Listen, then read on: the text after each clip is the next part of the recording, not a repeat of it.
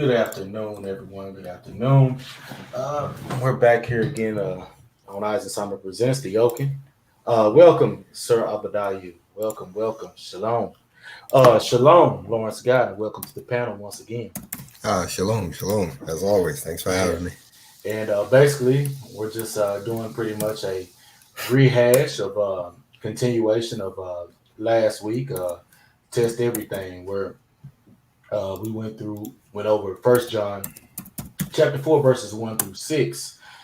Um, Basically teaching of how you're supposed to not believe uh, everything that an individual tells you, especially speaking of self-proclaimed prophets and such, that you're supposed to test to see whether or not they're actually codes and teachings and practices that God upholds. Um, so you're not supposed to just believe who they're coming from, but you're supposed to actually test and see that it is what it is. What's good, new?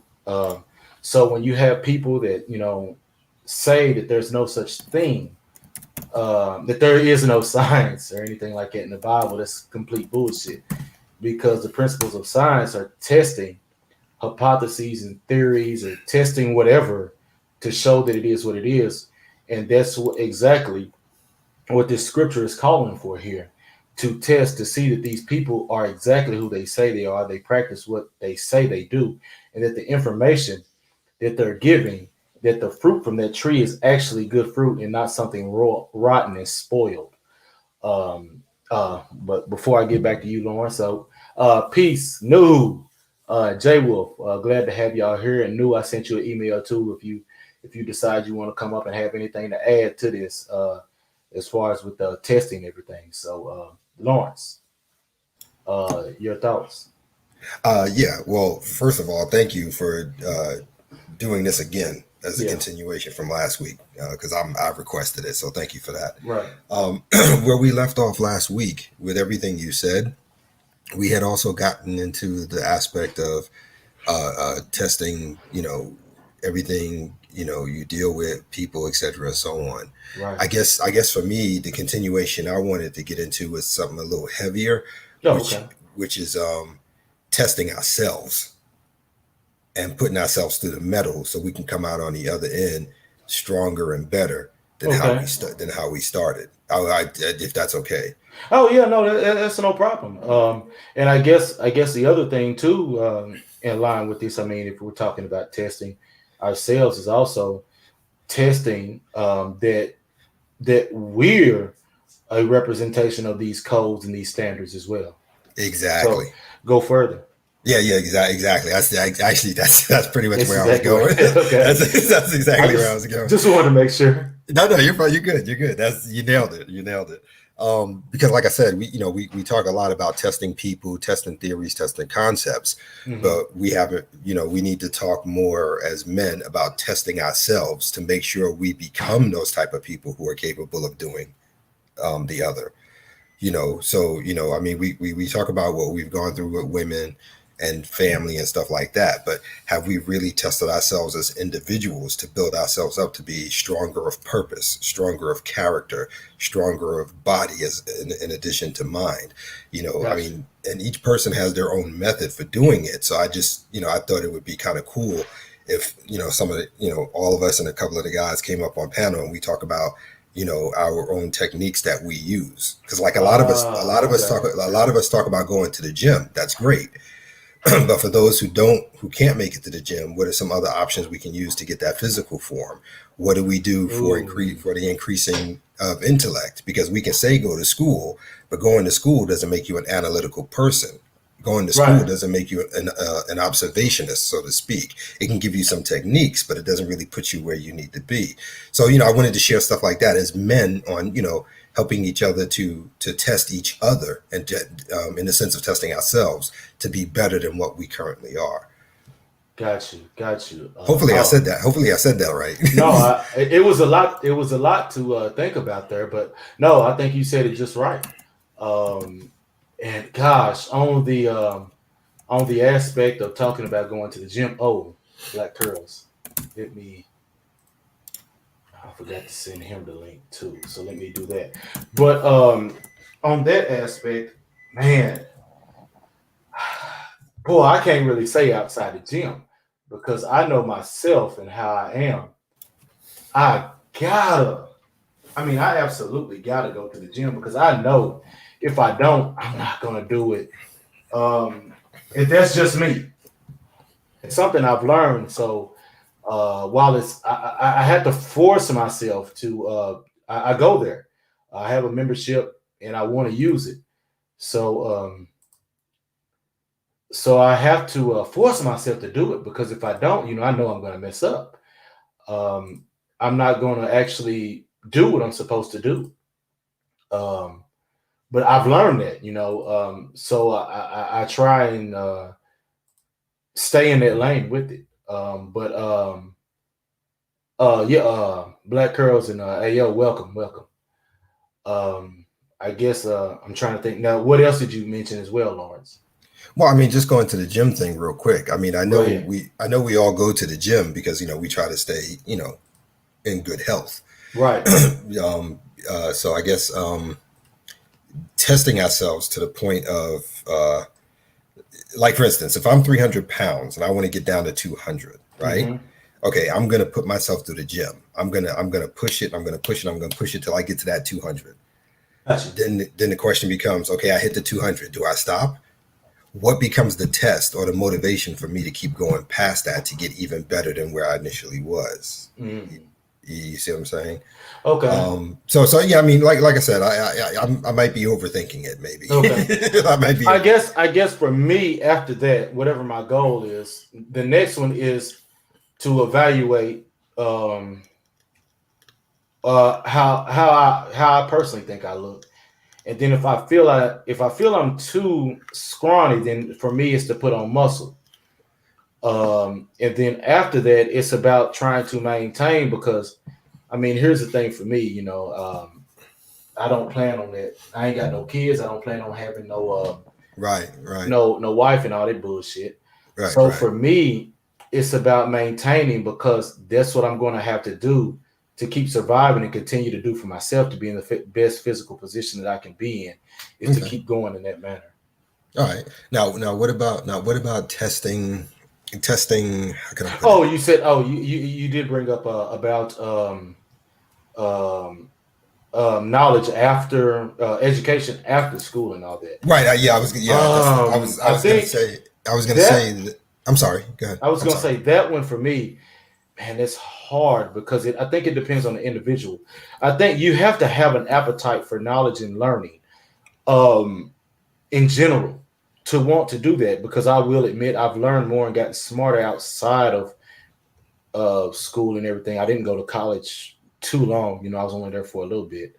Um, I think. so so the bulk of my learning came from different other materials, where it be looking at things like History Channel, Discovery Channel, as well as other sources as far as media and entertainment that had valuable information, as well as reading books, whether it be, I mean, you can have more practical information in books um, that deal with economics and stuff like that, but also you can gather a lot about human beings too, as far as because they cover a lot of our nature as well as in sci-fi and different um, I guess you want to say maybe drama or mystery stories as well that cover the very nature of human beings as well. So you can gain a lot of information and understanding there because they tend to apply these things that they've learned in books and different information sources they read and apply them in these stories as well.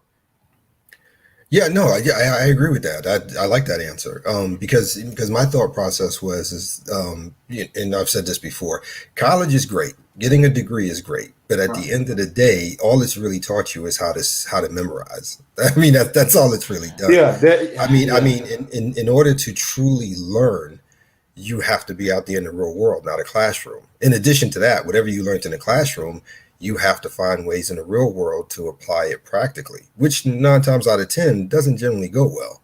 Because what you do in right. the classroom it doesn't really work in the real world. You got to adapt, you got to adjust, you got to improvise, that kind of thing. but I guess the question would be is if you've done all that, whether it be through college or whether through books or TV or whatever it is, however Mhm. you learned, do you, how do you not become a person who's just walking around acquiring knowledge but not testing that knowledge? Does that make sense? Because whatever you learn, you got to put it to the test. If not, what was the point of learning it? Does that make sense?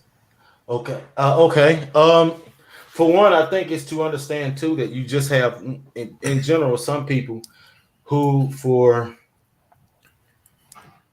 a lack of a better thought, are like Reeves Richards in the aspect of that they just enjoy knowledge for the sake of knowledge. Two, I guess the one of the better ways to test it. Um, I think most of it is tested, maybe not all of it. So Mhm. I think the other thing is too, another way to actually apply it is by passing down this information to younger guys, Right, right, right. for them to test themselves. Yeah. Okay. Fair enough. I guess that would be the next step to me personally. Yeah. Because for me right now, I, I know it'll probably only be through his phone, but I'd love to have New up here because Yeah, New I has would certain too. New has certain ciphers when it comes to stuff like this for how to test yourself, as a man to move. Because I mean, you got to test yourself, because if you don't, you'll stay stagnant. You test yourself to one level, which pushes you to the next level, et cetera, and so on. And, I mean, it's not even purpose. Oh, It's just being greater than what and, you think you and are. then also I forgot to add. I meant to add it. Also, I think having discussions like this amongst individuals who have um, different aspects of life, who have different aspects of learning, and who experience different things, but have information of value to add as well. Mhm. New, what's good, man? What's going on? Hey, New, what's Nothing, going on, brother? nothing much, man. I've never been on, well, not on a live or whatever, but on the phone. How does it sound? You Sounds sound good, good. man. Sound pretty clear. Okay. Yeah, sounds Yeah, pretty good. I heard you guys talking about that, man, and I went right into the build that we was doing, Lawrence, last time we was on the phone. Yeah, that's why I said I had wanted you up here, because I remember Yeah, that I conversation. figured. I with figured. the math and everything. Hmm. You talked about knowledge, right? Of Hmm. gaining. Asking a question is knowledge. Yeah. So Yeah. the part of testing it will be the wisdom which accumulates to understanding. Right. Knowledge, wisdom, understanding. So all that's got to come into summation when you start testing everything in Right. life, even yourself. You got to test your boundaries. Yeah. Exactly. So I'm assuming you would be on the same page that you have to test yourself constantly, if for no other reason, to put you in a frame of mind and train yourself on how and when to test others. Would that make sense? Yeah. Okay. Cool. Yeah, because I think that's where I was trying to get to, but I think I was taking a long way again. Sorry. Oh Um, no, you good. but for me, the thing is how to get, I guess, how to get men into that frame of mind to do just that. Um, because like I said, a lot of people go through life acquiring knowledge, but knowledge is nothing if it's not implemented. And in I order to implement it, you have to test yourself and your reaction to it and using it. I think you can't. Truthfully, you can't get anyone to do it. You can put that information out there. I mean, it's that old saying. You can lead a horse to. You can lead the horse to the water, but you can't make it drink. I Um, can show you the door. yeah, exactly. But Yeah, I yeah, can't walk through it for you. right. So that's why I said I think us different men from different experiences, um, different types of understanding, as well as what I want to look for, different sources of entertainment as well as interests. Being able to have discussions like this helps with that, I think. Right. Because I mean, I'm constantly testing myself. even with things that at the end of the day, more than likely, I probably won't ever need in my life, but I do it anyway. You Right, know, right, I mean, just because, you never know what's going to happen in the future. Nobody's prophets or right. anything like that or can see the future. But I test myself on everything. Yeah, I mean, even silly stuff that doesn't even make sense to test myself on. I just do. I mean, as stupid as it sounds, sometimes I test myself to see how long I can hold my breath, just cause. I mean, it's just I'm always doing something. Right, I And got you. that's why I was asking, as men, constantly putting ourselves to test, whether it be small things or big things, I think is important. And I think a lot of us, um, and not speaking about anybody in particular, but just in general, get complacent. And I think both of you would agree with me on that. Mhm. It's real easy to get complacent. You know what I mean? It is. I agree. Yeah, I yeah, agree. being comfortable. Yeah, exactly. And getting and again, I'm speaking in general terms, but as far as it goes for black males as a whole, that I think is one of the biggest problems, not the biggest, but one of the biggest problems. You get complacent in things. You stop searching. You stop pushing yourself. And this is not even about purpose. This is just about pushing yourself. Period.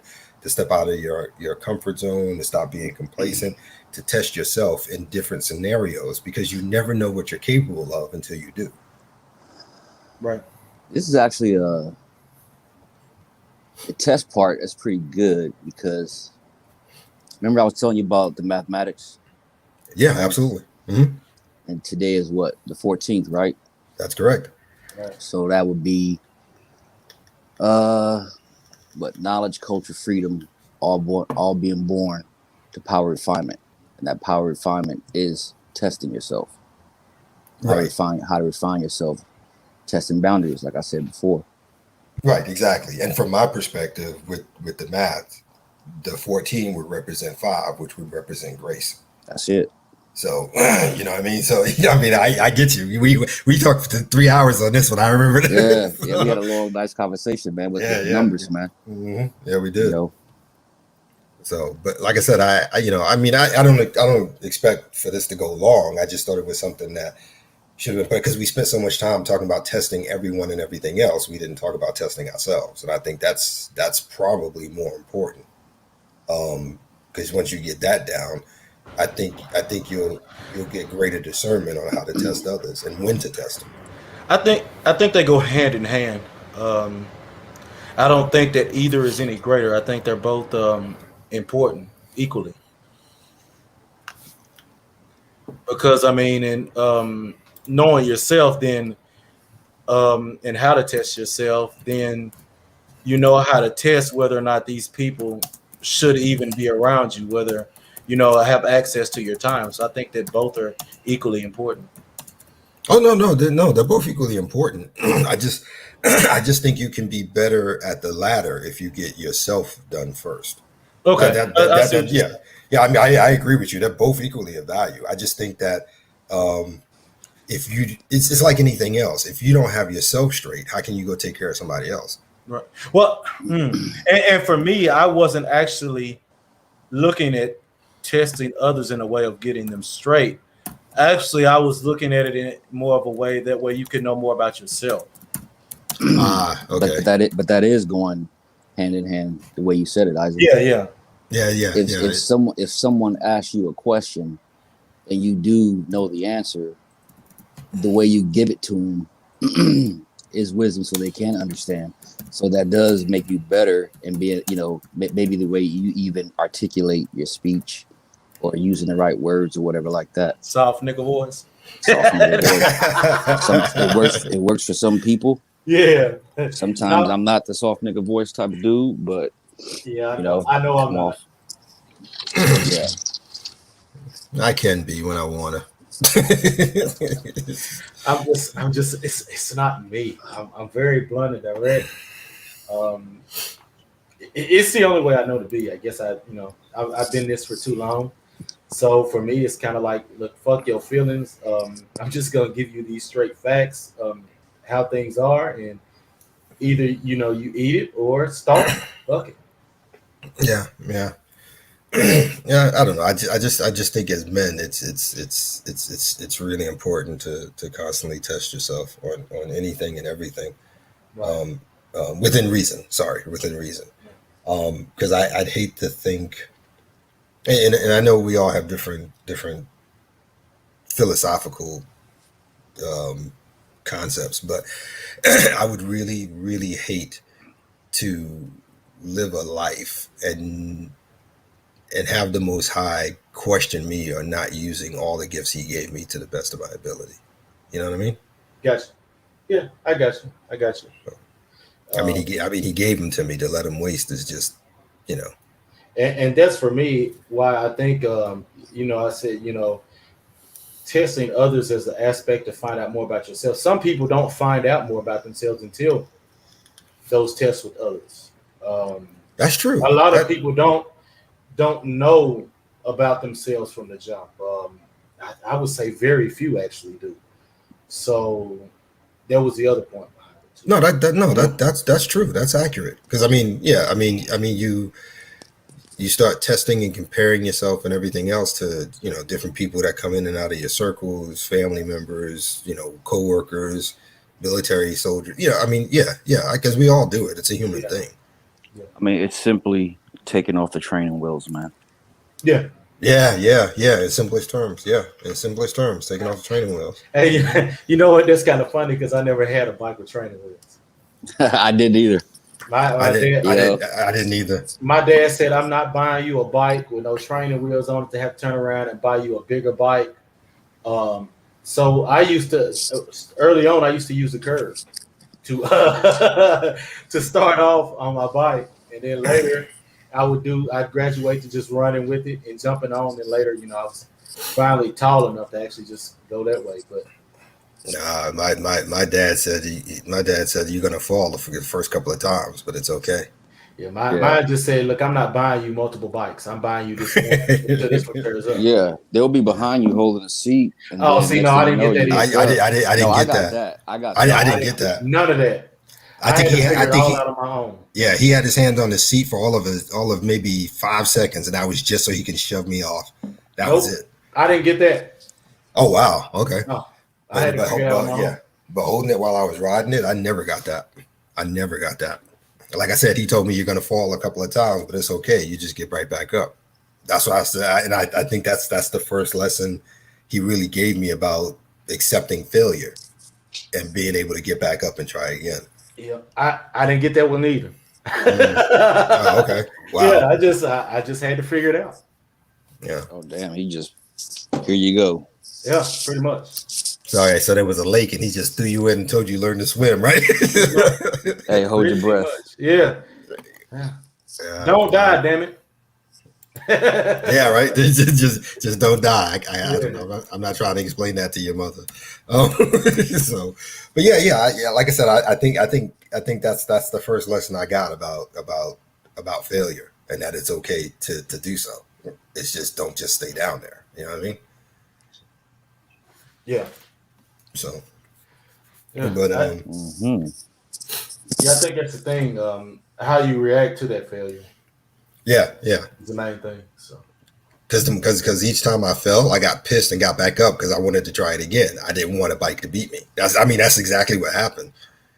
And I think it took me like 5-6 times, to be honest with you. Like 5-6 times, but I kept falling each one. But like I said, that's what I took away from it. Don't you fail. Don't. It's not the end of the world. Just get back up and try again, and don't let it beat you. That's what I took away from it. No, Black Curls. I think he didn't push me out the nest off the jump. I think it was more like the Mr. Clark approach and lean on me. Jump, damn it! If you're gonna do it expeditiously. Jump. Did you at least have a helmet? No. Oh man, come on now. We ain't from that generation now. Come on. we didn't do that helmet and knee pads and all that. I didn't have that either. Yeah, no, I ain't no helmet nigga. Nah. If you fell and you broke something, they had hospitals for that. That's all it was. I did so much to myself on the bike. Man, one time I wasn't wearing the right shoes, so I messed up my toe. Mm. Coming down the hill, hit a little patch that had little pebbles and dirt. So I slid all the way across the street, hit my head on the curb. So I had to limp home. Man, I hit my head one time going over the handlebars because you guys got to remember, I grew up in the '70s, so we had bell bottoms, and they're long and they're wide, and they get caught in the chain sometimes if you're not doing what you're supposed to do. I got caught in that chain one time. That bike stopped, and I went right over, man, right over that bad boy. Yeah, that was a bad day. Yeah, y'all had the bikes. The only way to stop it was to push back on the pedal. Yeah. We didn't have those big things on brakes. the handbrakes and stuff. Nah, we didn't. At least not yet, anyway. Yeah. The pedal brakes. Yeah. We had to push backwards on it to get it to stop. I think the handle. I mean, really becoming popular. The handlebars, I think, were the '80s though. Like mid '80s or something like that. But no, XLs. I didn't slide on my knees. I slid on my side and on my back all the way across the street. Oh damn! And my head hit the curb. Now my head was fine, but I had my jeans were torn up. I had burns on my elbow and leg. Yeah. But my head was fine. Good thing, that's where having a hard head comes in handy. Oh, you didn't do a bicycle. You didn't do a bicycle. You did a motorcycle crash. That's what that was. It's pretty much like it. Yeah. Jeez, man. Yeah. Wow. That's crazy. You got any scars left over from it? No. I think the only scars that I got left are I don't even have that anymore. I used to have one from a cat, which is why I hate them. Mm-hmm. I'm allergic to them bitches. I am too. Yeah, I can't stand them. I don't like them, and I'm allergic to them. You're talking about cats, right? Yeah. I can't stand them, man. I just don't like cats. There's something about them that just it just sets my nerves on fire, and as soon as I see them, I want to hurt them, but I try to like shoo them away.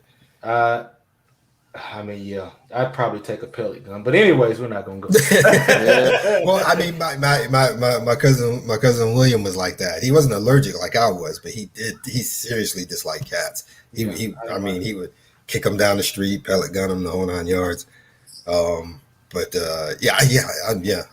never liked them. I just don't. And I can't put my finger on it what it is. I mean, other than what you said about being creepy, but I know it's more than that because it's a visceral thing. It just wells up in me, and I just want to.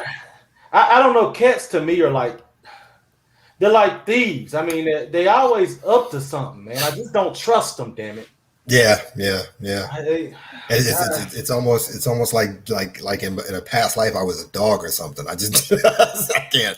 I just don't like them. Yeah. I don't like them. As a matter of fact, I used to piss off a lot of girls back in the day because I wouldn't date them because they had cats. Yeah, I definitely won't do it. That and smoking are two immediate things that will get you out with me as a woman. I agree. Black curls. I like dogs. Now there's certain ones that I couldn't. I mean, they can jump off a cliff too. Certain crazy ones. I don't like the tiny ones. I'm not big on them, but I have met some that are actually okay. The one that I really dislike the most is a child because they have a temperament where I think they only like to bond with one owner. So I sooner exactly Green Machine. I think that's it. Yep. They're just like vicious. Yep. They are. They really are. And the other thing I hate too, if you ever seen it if you ever fallen asleep or something and somebody's got one. Man, they'll just be up on you, breathing in your face like they just trying to take your breath. I just don't like that either. Yeah. I've seen that. They'll sleep right in your face, or they'll curl up like a ball on top of your head and sleep like. I just don't like them. I don't. I am a dog man though. Yeah. I just don't like those. I just don't like those tiny little things that you carry in purses. They annoy the hell out of me. Yeah. I can't do either one of them bitches. I can't. Yeah. I don't like dogs either. Man.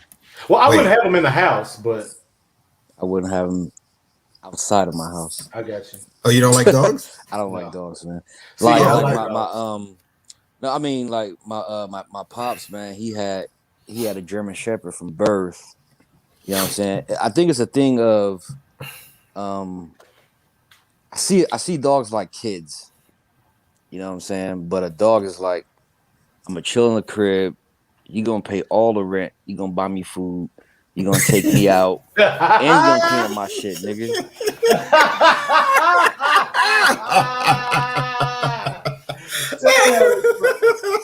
Oh, gee. Shit, that's I funny. never thought about it like that. Yeah. That's how, Damn. but I mean, other than that, I mean, I do know that dogs have a certain sense. You know what I Hmm. mean? And like the protection part, that's cool. But I think that I get weirded out, man, when I see people walking around. I see just the backs of clothes with a shit ton of hair. And I like nice furniture, and I don't like dogs climbing on furniture. So Oh, I okay, know yeah. that, like back in the Okay. days, man, some people would tell you if you don't want your dog on your furniture when you leave the house, you put aluminum foil on that shit because they don't like the sound of it. Mhm. But Hmm. who I ain't doing all that shit. I rather just not have one. Yeah, That's a lot of my foil. thing is, I wouldn't have them in the house, but I I'll be would, right back. I would have one, but I wouldn't have them in the house. The other thing, I like dogs. Kind of let dogs, you kind of they let you know where you stand, where you're going to stand off the top. Cats, they're like women. Their temperament, it varies too damn much. But the dogs, they let you know where you're going to stand off the top. Yeah. Well, I mean, they take care. Cats take care of themselves. They're just Yeah, they really, do they're that. just really pretentious, and they come around when they Yeah, want. yeah, I I don't like. mean, that's cool. I'm just allergic to them, man. I Yeah, went over a chick's house that had a cat, man, but she let her cat run around. It was all on the kitchen counter. And my eyes started fucking getting real, was like blown up and red, and I had to take Benadryl and shit. I had to bounce. Benadryl. That's what I have to take when I get around cats. I just don't care for them. I just, man, I mean, I don't know if I could tame a tiger, maybe. Had a big 600-pound motherfucker slap somebody they got wrong. Okay, maybe, but other than that, I just couldn't deal with them, Yeah. man. Yeah. Yeah, I'm more of a dog person, man. Yeah. Yeah. I think, and they have a sense of loyalty and respect to their owner that a cat doesn't have either. No, cats are so. What's the phrase I'm looking? Yeah, that's I, it, I, Black I Girls. can't. They do have a deceitful thing about it. They just Yeah, they're they do. deceitful. I mean, even when they're walking across the room, they walk across the room. First of all, like they own the motherfucker, and then they have a tendency to stop and look over their shoulder at you, like, yeah, what you gonna do about it, or why you even in this space? This boy, I don't know. There's just something about I can't, Well, I yeah, can't, I can't it stand is them, something. man. I mean, look at the movie Constantine. What did he use to go to hell? Oh yeah, he used that cat to get He used that out. fucking cat. He Mhm. did, man. I Well, just yeah, but that goes back centuries. I mean, everything from witches and black cats yeah, and all that other stuff. What's up, MLT? yeah. What's Hey, going what's up? on, What's MOT? What's going going on, on, man? MOT? What's going on? Good Not much. stream. Yeah, we just. Oh yeah, yeah. I did. I'm almost through with it. But I did catch it from last night. I was over there at Sigma, so I didn't catch the live. But I replayed most of it this morning. Very spot on. Great, great stuff. Yep. I missed a Yeah. lot of shit yesterday, man. When I tried to go live, I was pissed. Yeah, what happened with that, man? We had a fucking T-storm out here, man. And I'm sitting in the computer. I hit the live. I was doing all right, and then I know I started hearing what you call like the double or whatever, because I think I went to the video itself on the computer. I think I forgot to mute it, but then I lost power in the house, so I had to Mm. wait. I had to wait till they came and turned the power back on in the neighborhood and everything. But it's working. Like the computer's working. I thought the battery was messed up because I had just replaced it. But I got another way I'm going to do it. I'm still going to use Zoom. I got another way I'm going to do it. And I was Okay. testing it out last night, man. I've been up. I didn't even go to bed till 5 this morning. Oh, geez. Dang. Yeah, I logged in from I think I logged in from my phone on Zoom, and then I sent myself the links. So I logged in from the computer, and then I have an app on my computer and my iPad, so I can use my iPad as a second monitor. and I can share the screen and drag that across, and then kind of like how Zero does it. Okay. So, yeah, I'll just go live. I'm not gonna even schedule it like when I get ready to, whoever shows up, because something that we were talking about with the bikes and the dads that has something to do with like my stream about dads and everything like that. Gotcha. Yeah. It was pictures of you, and it said "Hi, Dad" or something like that. Mm-hmm. Yeah. I was actually looking forward to that, but so was I, man. I was disappointed, man. I was pretty pissed when it happened, so I started kind of drinking. drown your sorrows. Okay. Yeah, like. I'm sorry, MOT. Did you want to say something, man? Yeah. Oh no. I mean, I was just listening to y'all, man. Oh, okay. Yeah. and basically, we just kind of we're just kind of continuing the test stream from last weekend. Yeah. And Lawrence want to kind of elaborate on it. Yeah, just from a point of testing yourself. Yeah, is just as important, and I want to bring up here too later on, which I already did, but that most individuals they test them, they don't know themselves starting off. Most don't. So testing other people is how they end up finding out about themselves, by testing, those individuals' codes, their ideals, and what they believe and what they do. And that's how they find out about themselves, whether or not it's in line with them. So. Oh yeah. I mean, like, your first meaningful, extremely public failure will let you know where the fuck you're gonna go after that. Your very first one. Yep. Yeah. Yep. And for me, that was 1988 Checkmate Investigations, my first company. Oh wow. Yeah. That was my first company, filed in California, man. 1988. Yeah, for me it was the limousine company that I had. Didn't go that much into it, but it just shows me a lot of how I let all these motherfuckers get on when I could have did all the shit myself. Hired competent people. I just left the military, thought I had to work with everybody because I was in, those type of constraints where you had to work with everybody. Those people knew exactly what they were doing when they was attaching themselves to my shit. They never should have even fucking been there. And that's why they were there in the first place. 100%. Completely my fucking fault. 100% my fault. Oh yeah, mine definitely was my fault, no question to it. but like I said, I was better for it at the end of the day.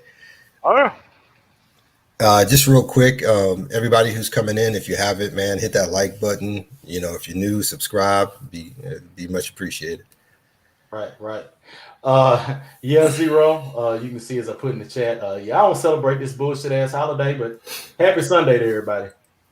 Holiday? What holiday? What holiday? Yeah, this Hallmark. Wow. This Hallmark holiday bullshit. Hallmark Day. Hallmark Day. What are you talking about? Oh crap! Oh shit! Is today the 14th? Okay, my bad. Yo, wow. dude, hey, no, my bad. That's why I said happy Sunday. I don't celebrate this bullshit. Yo, I haven't celebrated that thing in almost 2 decades, man. That's why I never have. It took me a second to realize what the hell you was talking about. I was like, I never care for. Yeah, Zero put Happy Pimp Day. That's what he meant.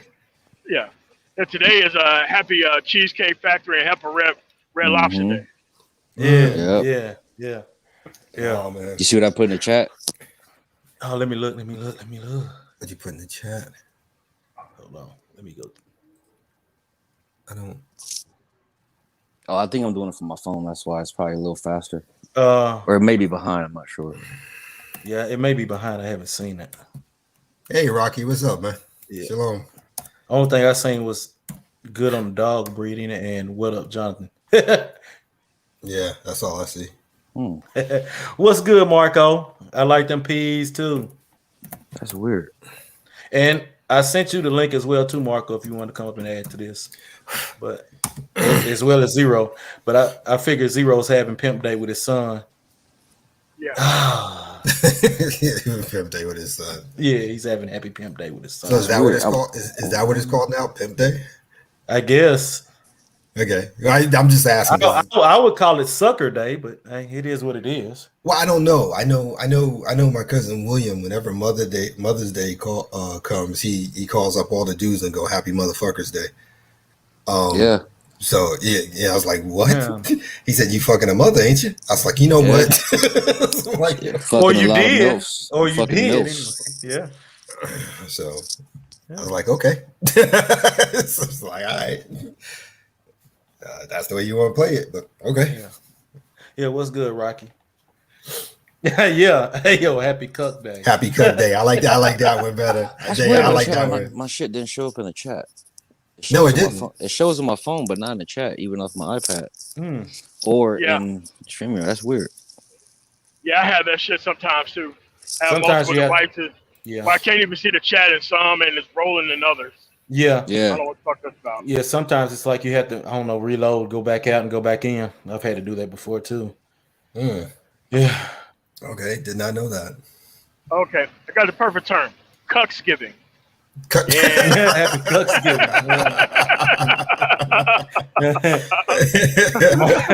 Marco put a happy condom day unless you're an idiot. Oh, right out loud. I tell you what, I am very happy to see so many men up in here hanging with us other than being out there with that nonsense. I like that. I like that. Yeah, beats hope. Man. Unless you're hiding and you're sneaking out tonight. Yeah, some they probably are, but only reason why I even remembered is because hell, I got messages on my phone. I was like, man, y'all know I don't celebrate this whole bullshit ass Hallmark No Day. one damn well they got a 7 o'clock reservation somewhere. We see you. Hey, not MOT. Some of them laughing in the background like, nah, I took care of mine yesterday. Yesterday. And like the day before and the day after, it's the Valentine's Day for side pieces. Side piece Valentine's Day. Yeah. Hey, send them that giant Hershey's bar. I got you. Did you see what Ice put in there to me? Oh, what was it? Lawrence guy pockets fat and never felt better. That's how you do it. That's how you do it.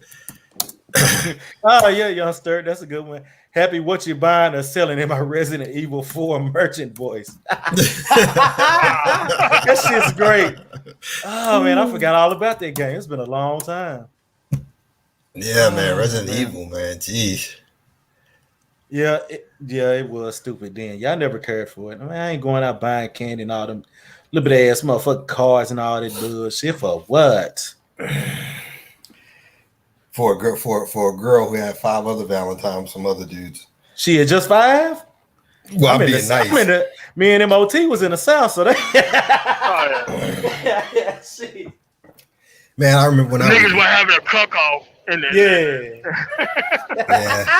Cook-off, I love it. Yeah, cook-off. When I was younger, I know myself and William and my other cousin Thomas and the rest, they used to make Valentine's Day for our mothers. I'm like, you desperate? Mama. Oh yeah. When I was growing up and I was in school, that's what they would do. You would make in art class, they'd make you make Valentine's Day cards for your mother and your grandmother. Damn. Yeah. Hey. And you wonder why niggas ended up kissing their mom and shit on the lips like Wanda Duran and all that shit, man. It's weird ass shit. Yeah. It used to, and it got to the point where they expected it all the time because now you replaced their man. You know what I mean? Yeah. So it was just weird. They did a lot of weird shit to us, man. I mean, seriously, they did a lot of weird things to us. Yeah, it's crazy. But art class, man. I mean, they make a whole big thing of it for the week, man. Art class, you're gonna do this. They bring out the glitter, the glue, the construction paper, the safety scissors. I mean, you just make. And then the teachers were like, you should get your mom a flower or some candy too. They used to get us, man. Oh, they had us going. Got dudes playing with glitter and shit, man. Yeah. and wonder how they become left-handed ass niggas. Whoa. Yeah, man, serious, nigga. I'm left-handed. What the fuck? Chill off the left-handers, man. What the fuck? Yeah, for real, dog. What the fuck? Oh shit! Chill off the Oh left-handers, damn! man. Oh, my Hey, God. that's the best way I can think of putting it without Yeah, getting man. this shit pulled down. Oh, yeah, man. Yeah, man. Like them motherfuckers used to make me bat right-handed because I was left-handed. Make me play with like right-hand gloves and shit, man. Right-hand terrorist niggas, man. Yeah, my mother-in-law used to do that to my daughters because they were left-handed, and being from the Caribbean, being left-handed, I guess, is a sign of, I don't know, devil or something. I don't know. Man, no, But, I mean, well, you know that's the old term for them Skittle niggas.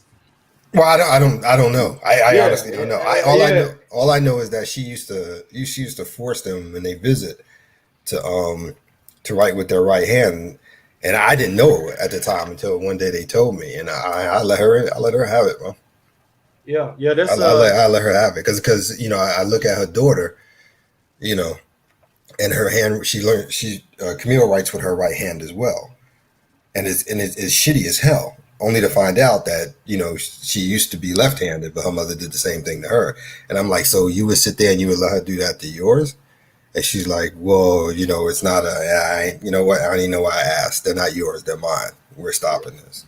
yeah, So, but yeah, that I know here in the South that was a term they used to call them Skittle niggas before actually calling them Gihey.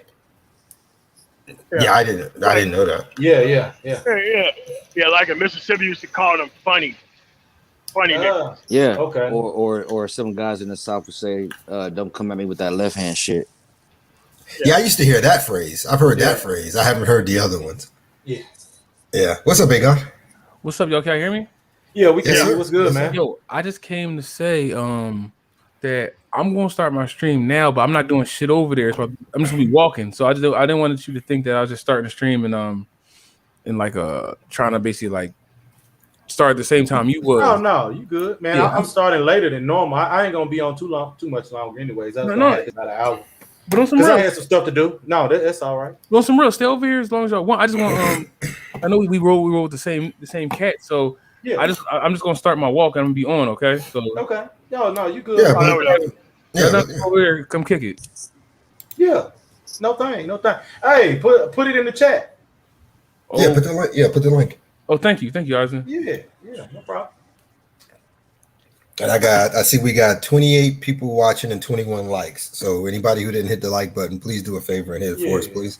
Yeah, go ahead and hit that like, man. I'll take dislikes too. Yeah, right. Haters make me laugh. Shit. Hey, you know what? What's On my channel, I had like my first little, snippet video was like 20 seconds, right? So I was showing like all the MGTOW shit, like the stickers and all that shit. You know, it was funny as fuck, man. I had like 3 dislikes off of that motherfucker. People were talking shit in the Wow. comments. I'm like, dude, I just showed stickers. Didn't even say anything. That shit was funny. That's funny. It is. Man, I'm telling you, it don't bother me, no. I mean, go ahead. I mean, all I know, like, motherfucker, you ain't the only one. Get in line. Shit. Get in line. It's a long one. Yep. So I'm curious about something. MOT. Yeah.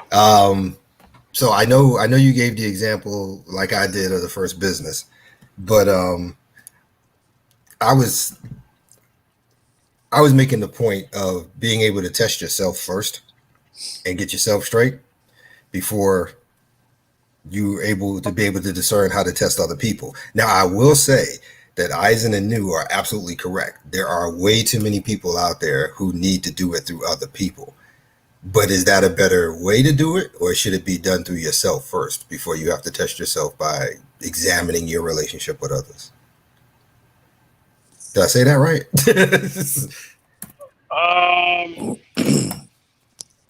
A lot of people do it through others because it's a better way to kind of do it, especially the people you hang around. Mm-hmm. With that type of loyalty test, like doing it by yourself outside of your group, I think you get less out of it.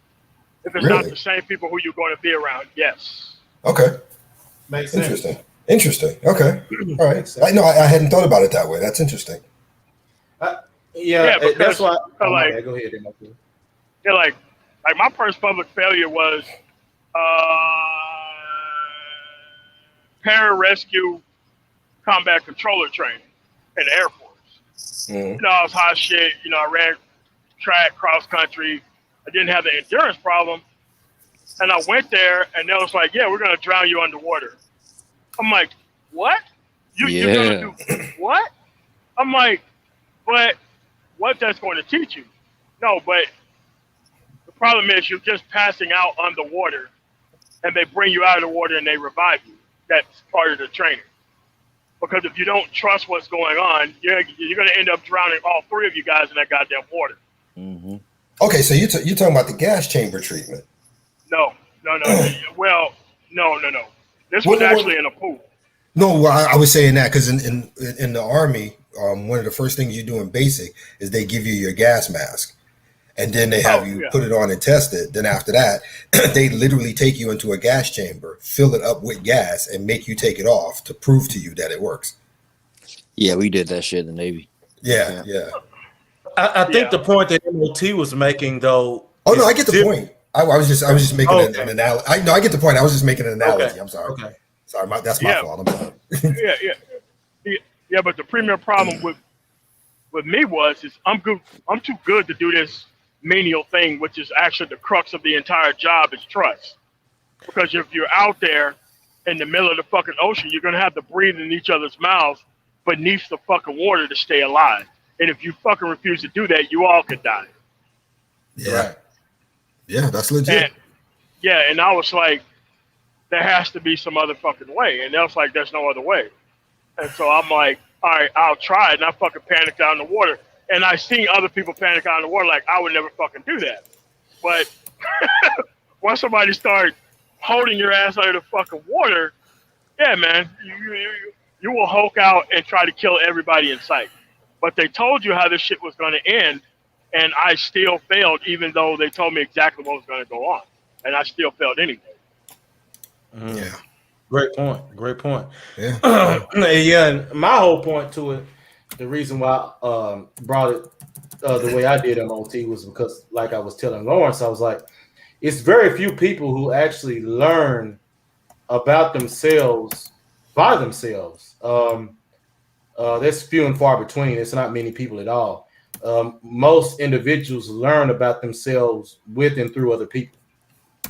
Oh, yeah, most people. But I was kind of in a situation where both of them, it was by myself, because I was kind of outside of my group trying to join another group, but I didn't have their value system, which was the reason why I did fail. And it did say a lot about me having that experience. Yeah, I was hot shit by myself. But when it comes time for you to be part of a fucking team, it doesn't matter about the shit that got you where you got you. The people want you to practice the shit they want you to practice. And another one was pre-Ranger. I went to pre-Ranger. I did all the shit. And I went to the end, and it was like, you failed. You cannot join our group because you're going to end up getting people killed. Why? Because I didn't want to help weaker people. I'm like, what the fuck are we helping these people for? And then they sat me down, like, not only is the answer no, but this is what people like you do.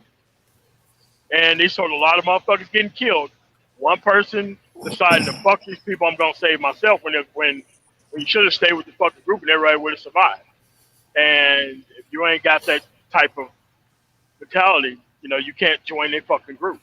And again, by myself, had to learn. Went through all the shit, tons of training, getting my shot grouping up, marksmanship training, perfect fucking marks, everything. Went through everything with some of the highest marks, but they still decided who joined the group or not. I didn't give a fuck about what they thought. I'm like, I got the fucking shit, and I'm not helping these motherfuckers. I'm like, yeah, that's fine for your job being a cop, but that's not fine being a special forces. So that's the second time I failed, because I wasn't gonna be part of no fucking group. Right, gotcha. Makes sense. Spiritual logic. What's good, man? Welcome to the panel. Oh, shalom. Yeah, what's going on, y'all? Nothing much, man. Yeah, so what's the topic? I'm just curious. Basically, we're continuation from last week. On Test Everything is where I went through First John chapter 4, 1-6. Basically, you're not supposed to test.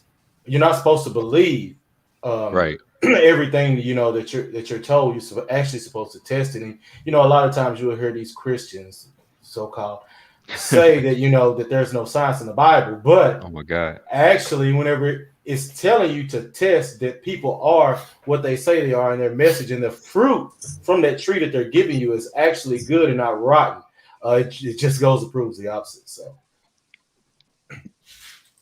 So we're basically I on mean, testing. And and I was challenging which one is a better. Well, I don't know. I wouldn't say better, but my thing is challenging. Is learning to test others first more important, or learning to test yourself first is more important?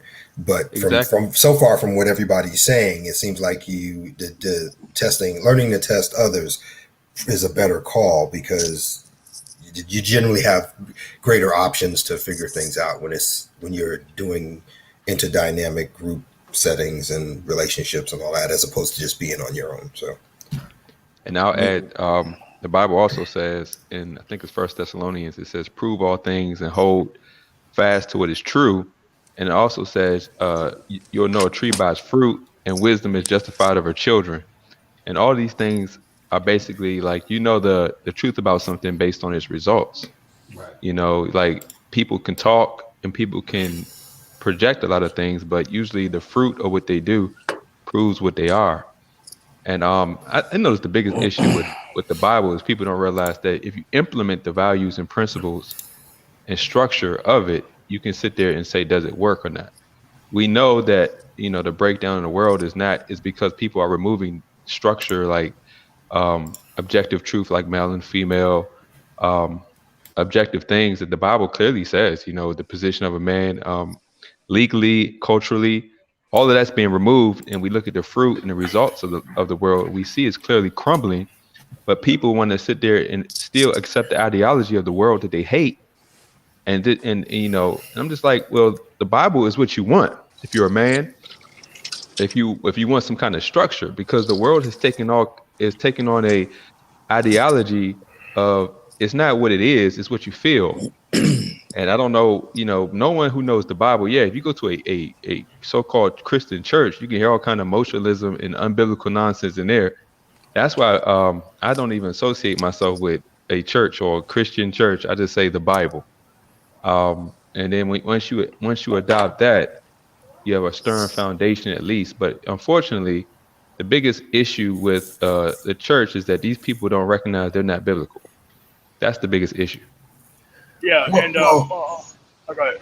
no, you go first, Moti. Go ahead. Yeah. Along with that, I was always taught, even though I'm not a Christian technically, that you never outsource something that is inherently your responsibility to know. You don't outsource your understanding of Christianity to a pastor or to Exactly. anybody within the church. You don't need to go to church. Fellowship hides a lot of things, but Exactly. the understanding and the practice is solo and alone. That's true. And I can't remember what scripture it was, but there's a scripture that states that as well. As a matter of fact, there was one of the original laws was that every boy was supposed to literally write out his own Torah. Yeah. So you can memorize those things. And just picking up off what Hulk was saying about churches and stuff like that. Your responsibility, and it plays back in MOT as well. Your responsibility has nothing to do with whether or not you show up at church. Your responsibility has nothing to do with whether or not you have a pastor or priest or whoever there is tell you what they think. Your responsibility is to read it yourself. And like I said, in the original concept, every boy born was supposed to write his own. That's how you memorize it. That's how you get it executed and instilled in your heart. Because the thing is that even if you take out the religious aspect of it or the spiritual aspect of it, one thing can't be denied: the principles are sound. They do work. Even if you take out the magic genie thing and all that, it cannot be denied that the rules and laws in there work effectively. As a matter of fact, that's the whole reason why whether it's this country, Canada, England, whatever. If you look at the laws they instituted, it is based on a lot of those principles. Now, don't get me wrong, they've corrupted it since then, but that is the foundation. Those laws and contracts and everything else for each one of those countries are based on the foundation of quote unquote Christian law. And those Christian laws are based on Bible text and facts. Yeah, I would add to this. I would say that if you think about logic, logic is reflected in, let's say, creation. And so if we say creation was created by a creator, then the creator, he has ordered creation to function a certain way. That function of creation is the logic that we see. For example, we can reverse engineer creation to do a lot of things. Like when we grow food, if you want to grow food in a potted plant, well, you reverse engineer how it's naturally grown in nature. So you realize it starts with the seed. So that reverse engineering is how we acquire some kind of logic about how things work. And so logic has to be based on the function of creation, the function of what we call natural law. And it's just, the Bible is just giving all that a reflection of a creator. So, and it's that. And then we got to get away from this emotion. I tell people the word emotion doesn't exist in the Bible. Matter of fact, the word love, if you go to 1 John 5:3, is based on God's law. And see, this is where people have a big issue. Love is based on a law. It says the love of God is to obey his commandments and for them not to be burdensome, for you to feel like it's not a burden for you to do them because you see that they're right. You agree with them. And God's law is also inherently based on our conscience because we base it on how we would want to be treated in a situation. And when you go through the commandments like stealing, theft, lying, idolatry, murder, murder in cold blood, not defense, but murder in cold blood, all this stuff is inherent to how we would like to be treated. So there's no excuse. You can't say you didn't know it was wrong because simply all you got to do is have somebody do it to you. And when you complain about it or draw an expectation to how you want to be treated, you're agreeing with the biblical law, whether you believe in the God of it or not. Well, like I like to tell people a lot of times, I like to use the secular quote for law. When it comes to talking about scriptural law, exemption from it does not. Exactly. Ignorance of it does not mean exemption of it. You know what I mean? Yeah, because at the end of the day, we all have inherent knowledge, whether we want to believe it or not, that is placed in biblical aspects. We know stealing is wrong, even if nobody told us. We know killing someone else is wrong, even if nobody tells us. We know if we slap someone we care about and they're in pain, we know it's wrong because we feel that pain and we feel guilt over doing it. So you don't have to do the whole thing about whether you believe in the genie or not or whatever. Each and every one of us are born with inherent knowledge as human beings of what should and should not be done. Exactly. And if you look at it this way, the issue with the so-called fake church is that people only go to with those buildings, those structures, because they see it as a means to abdicate themselves of responsibility. They think that I don't really have to be right. That's the reason most people are going to those churches. It's not because they want to have an ordered, structured life where you have an objective standard of morality and law. Now they thinking that, I can just do whatever I want and just say, forgive me, Jesus, and it's going to be all right. They're looking for absolution. Yeah, exactly. And that's the reflection of the Black community that you see in these churches. They're really just saying, well, no, it's not how I'm living. It's just I feel that I'm forgiven because it's the Santa Claus effect. I just pretend that I've been a good boy and I can justify me having a certain life, even though I didn't live orderly or structured. And that's the problem. The church has become a vacuum of this abdication of responsibility and this chaotic, I don't have to have any structure. And that's why women have flocked to the so-called Black church. Same thing. You can just look at it like wisdom is justified of her children, or a tree by its fruit. Where if a church is filled of irrational women and the men that are controlled by them, then we understand the tree and what kind of tree that is. I just want to bring up that point Ice made. Don't forget the fashion shows too. Yes, Fashion it is shows. exact. Oh man, yeah. Hey, all the women get there with their best dress on to show off. I mean, that's what they do now. Then we can't forget the niggas too. They come in, Oh yeah, they got Easter niggas, man. Easter niggas. Ah, the Easter, yeah, you cannot yeah. forget Easter suit niggas. That's right. Oh, my goodness. Okay, and don't laugh at me. I'm not being funny. I don't get the fashion shows. What is that? Ah. They have fashion look, shows in basically- hey, churches? look, it's basically that. It's not something that's advertised as that, but it's basically, man, these women, they come out, they put on their best whole dress. Whenever they walking for the collection plate, that's pretty much like your that's the Soul Train runway. Okay, you talking about Whenever Sunday. they get to show off. You talking It's about soft Sunday. You talking about prostitution. Sunday. You talking about Sunday best. Okay, I got you. Yeah, I mean, got but you. it's every Sunday though. It's soft prostitution because it's a Sunday special though. But and let me tell you why it's soft prostitution, because it's fundraisers.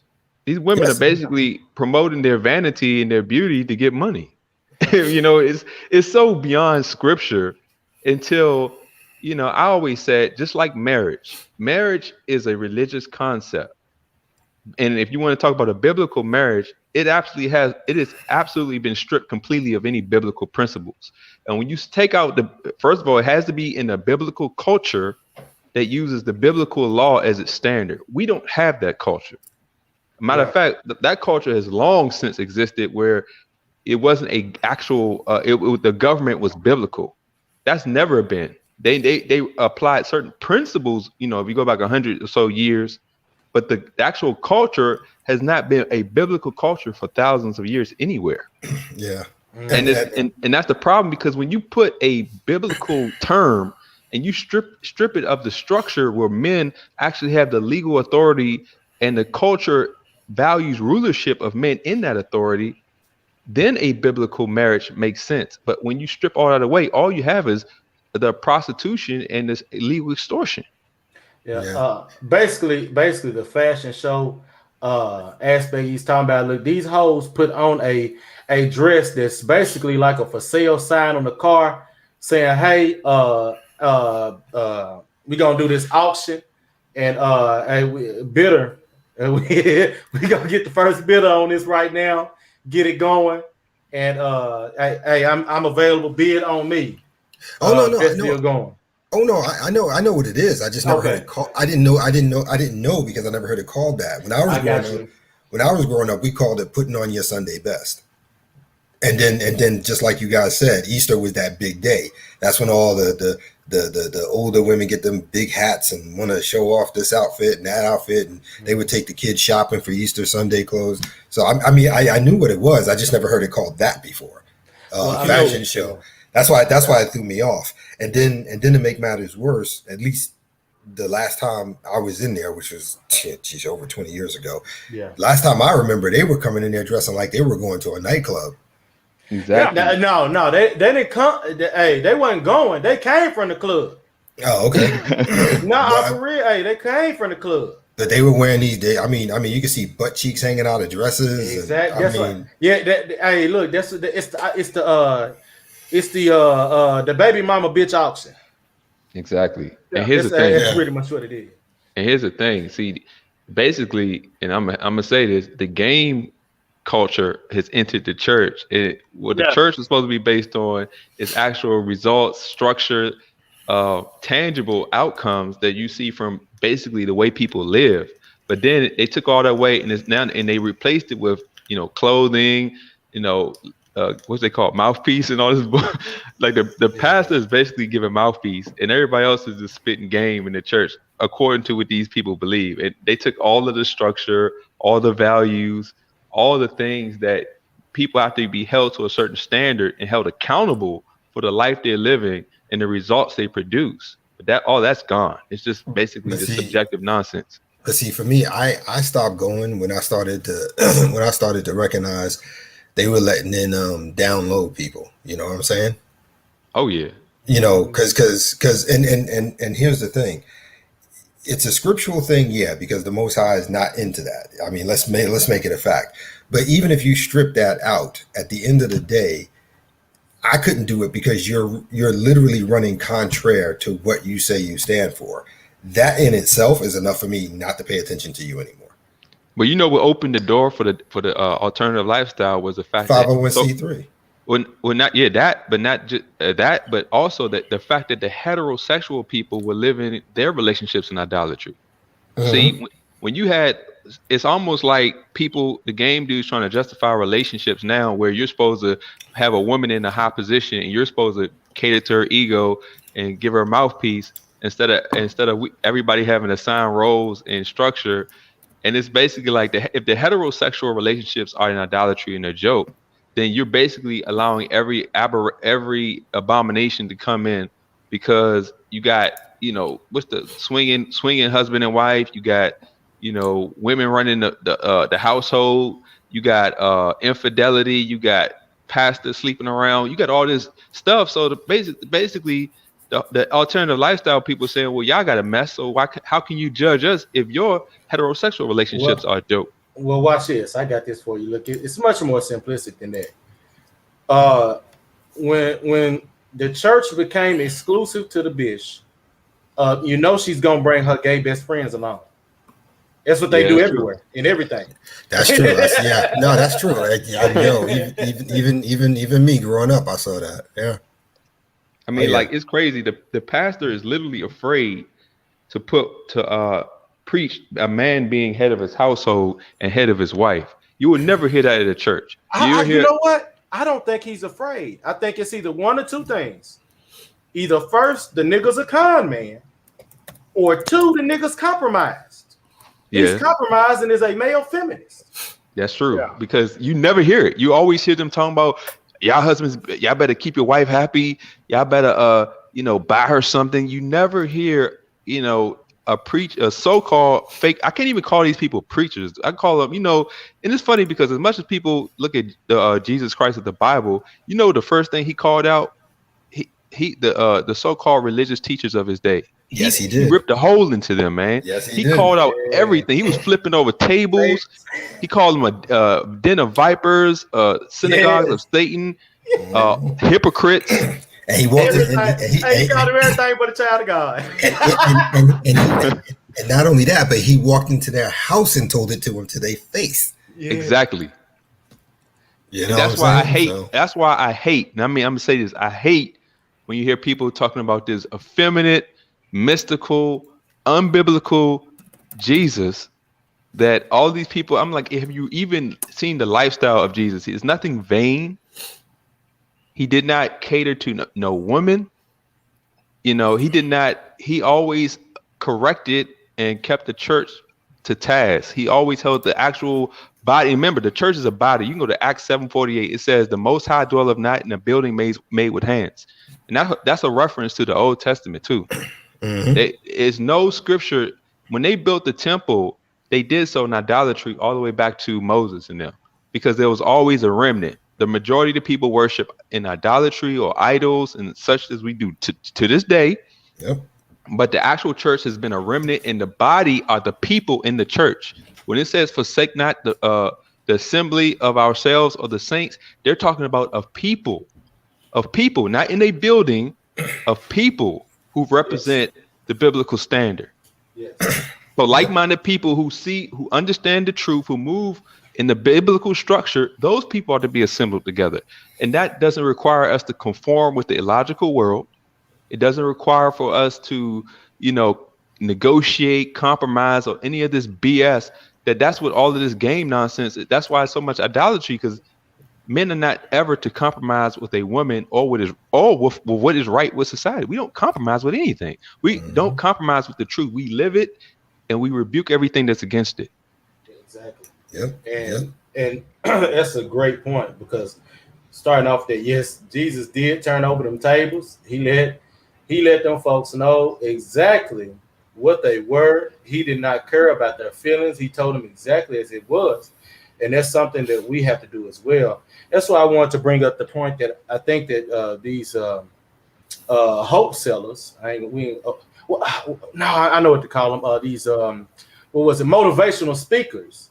Because I mean, it's usually what they are, really. That these motivational speakers, they're many. That's why I said they only fall under two classes, two titles. Either they're con artists or they're compromised, and I think that the majority of them are actually compromised by feminism.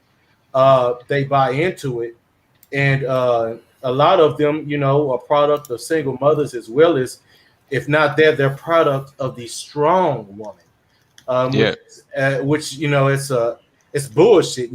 Strength being applied to the woman. I mean, Amazonians don't exist. So, Exactly. Yeah. It's crazy, man, because if you think about it, to feed feminism, a man has to be compromised with lust and with greed. And greed Yep. doesn't mean greed is basically when you have when you're trying to get money without wisdom. There's nothing wrong with productivity, but when you add the greed element, it's like lust. You remove the structure, you remove the wisdom, and you're just driven by this empty vanity that where you have no standard or no law of how you're going to live. Just like somebody who's greedy will rob a bank for money. They take away all of the consequences, the risk, and logical reactions that you get from an action. They just take all that away and they just do something without thinking about it. And that's what these people are driven by: is greed and lust. You're correct, and there's something that my grandfather had told me before. He was like, separately, these things mean nothing, but when you combine the actual forces of ignorance and greed, you have something on your hands that you cannot be able to contend with. Yep. Yeah, this is Yeah. true. This is true. correct. I agree. Cannot be denied at all. Welcome back, New. Hey, what's up? What's up? And this is why wisdom is a word you do not hear black people using. See, wisdom is different from knowledge because wisdom discerns whether the knowledge is used for good or bad. You can have knowledge to use for anything, but when you use it to either better your situation or you can use it to destroy. And see, wisdom is a word that black people need to get back in touch with because that gives us the discernment of what are we using the information for, and it's a word like the Bible said, like when the parable of the builders, the rich and a wise man who built a house. When you're building a house, the first thing you have to understand about building a house is the foundation. And foundation, that sand shifts, it moves. You cannot build something on an unstable foundation. And that's a perfect analogy of wisdom and the wise man building his house on the rock. And people don't apply simple principles like this to life. It's like, okay, you both can build, but are you developing a proper foundation to build on? And that's where wisdom comes in. And if you don't have wisdom, anything you try to do when it comes to getting money or how you interact with women are all going to be destructive. Yeah, well, I mean, look, even the Most High called it out with the Tower of Babel. Exactly. He had Noah in his family. He flooded the earth. Mankind started to grow again. We got Nimrod, and he wants to build the Tower of Babel. And if you remember, and I'm paraphrasing here, but there was a section in there where the Most High himself has said, "Here we are. We have man. They all speak one language, and they're working together. And what do they do with that ability? This, building the Tower of Babel. It's the same thing now. If you look at society now, people are only uniting on a food. That's why I have a problem with the way social justice is pushed now, because it's people united on evil. It's like black people are being united on this victimhood, on this run away from accountability, and not, you can unite on all the bad things, and that's what black people are doing. They don't unite on agreeing on what's right, like having the right structure, wisdom in life, productivity, having, creating at least some kind of culture outside of the illogical culture where we value the right things. And no, we just want to conform to all the foolishness because we want free stuff. Men want to be lazy. And I read something about Isaiah 3. It talks about men won't basically be able to be heads of household. And that's a judgment that their supplies and their lifelines are being removed because we reject the structure of the Most High. It's like men cannot or will not be able to be heads of household. Now we see that. We see more men comfortable living with women and this whole partnership thing. And when you don't control your house, you can't function in the position of a man that you should be. Well, that's why I Hey, said. Hope. Yeah, go ahead, Go ahead, MOT. MOT. Along with that, I'm going to combine two words. It's called vaginal supply side economics. Yep, that's it. That's it. That's it. Yeah. That's it in a nutshell. Simple and to the point. Because what I was going to say is that's why the last month or so I've been making the comment about not talking about women anymore, because really they are who they are and they are going to be who they are. Yep. What this comes down to is not them. This comes down to us, because Exactly. regardless of whatever they do, they're going to be who they are. But we allowed it to get this far. Yes, we did. Whether we did it intentionally or not is irrelevant. Whether it was outside forces or not are irrelevant. At the end of the day, the full responsibility of this is going to come back on us, not them. I mean, don't get me wrong. They're going to get their end for everything they applied to it. But let's be real. The power, the authority, and the judgment has been placed on us as men. So we're going to be called accountable more than they ever will, because we allowed it on top of it. And that's why I want to remind men that a woman can only do what you allow her to do and what situation you create to invite her in. And once men understand that, that it's about men structuring their life to the benefit of themselves, to what their purpose is, to what is right and functional and logical, that has nothing to do with a woman.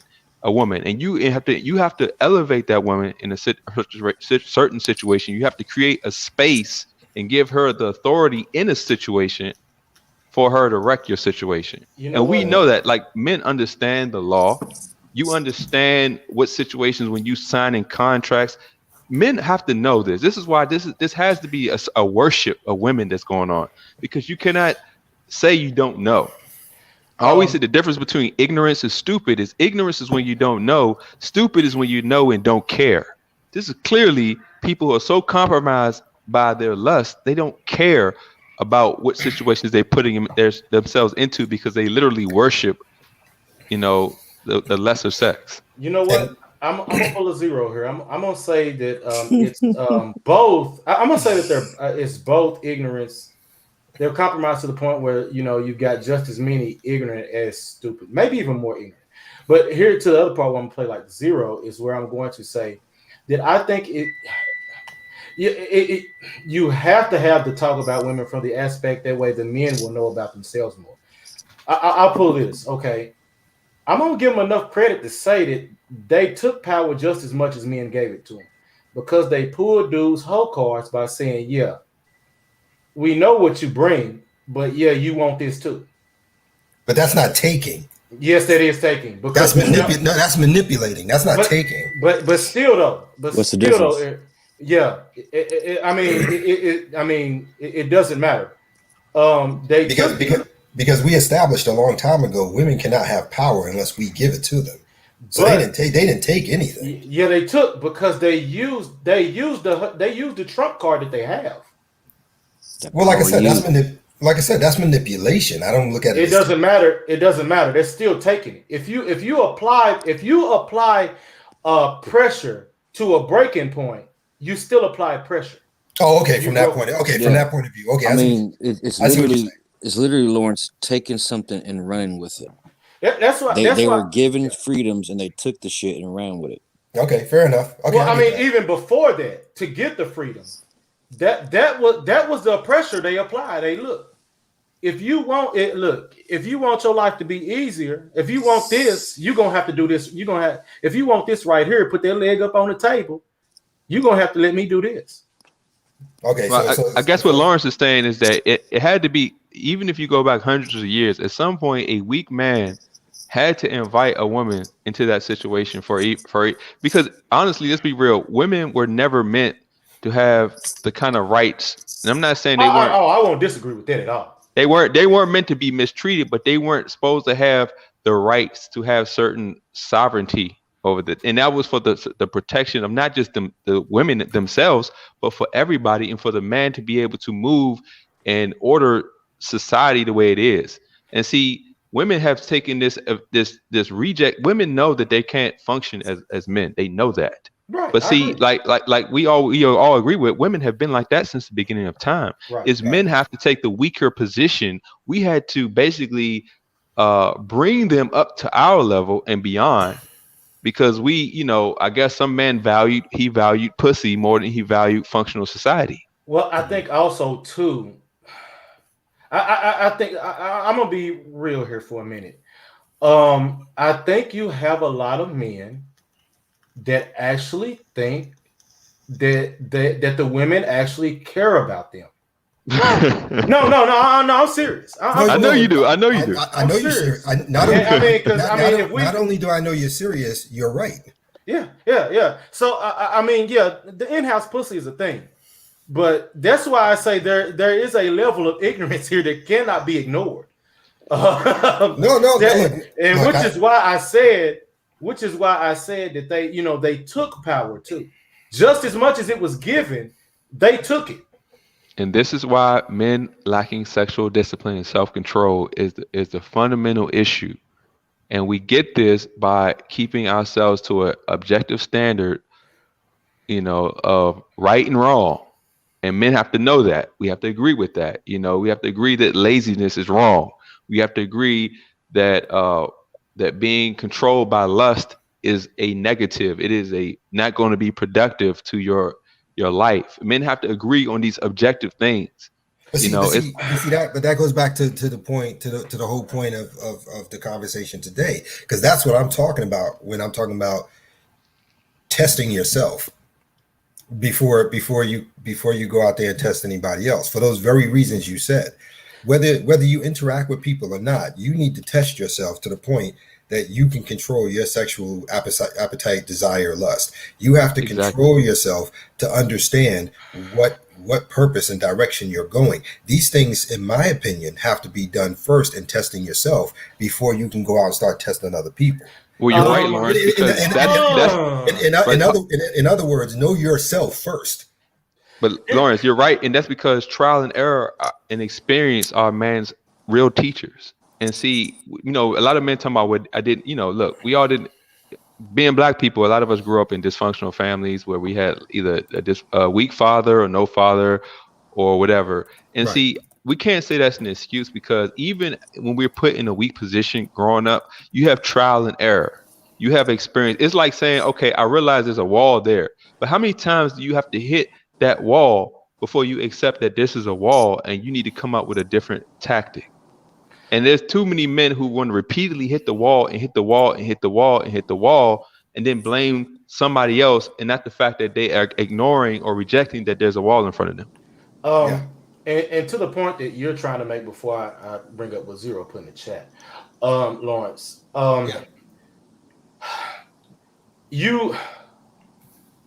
there is no way to learn how to maneuver around a female's tactics without interacting with them, or at least observing. I mean, there is no way. No. I know that. That's not my disagreement. I agree with that 100. Okay. I'm not challenging that at all, brother. Not at all.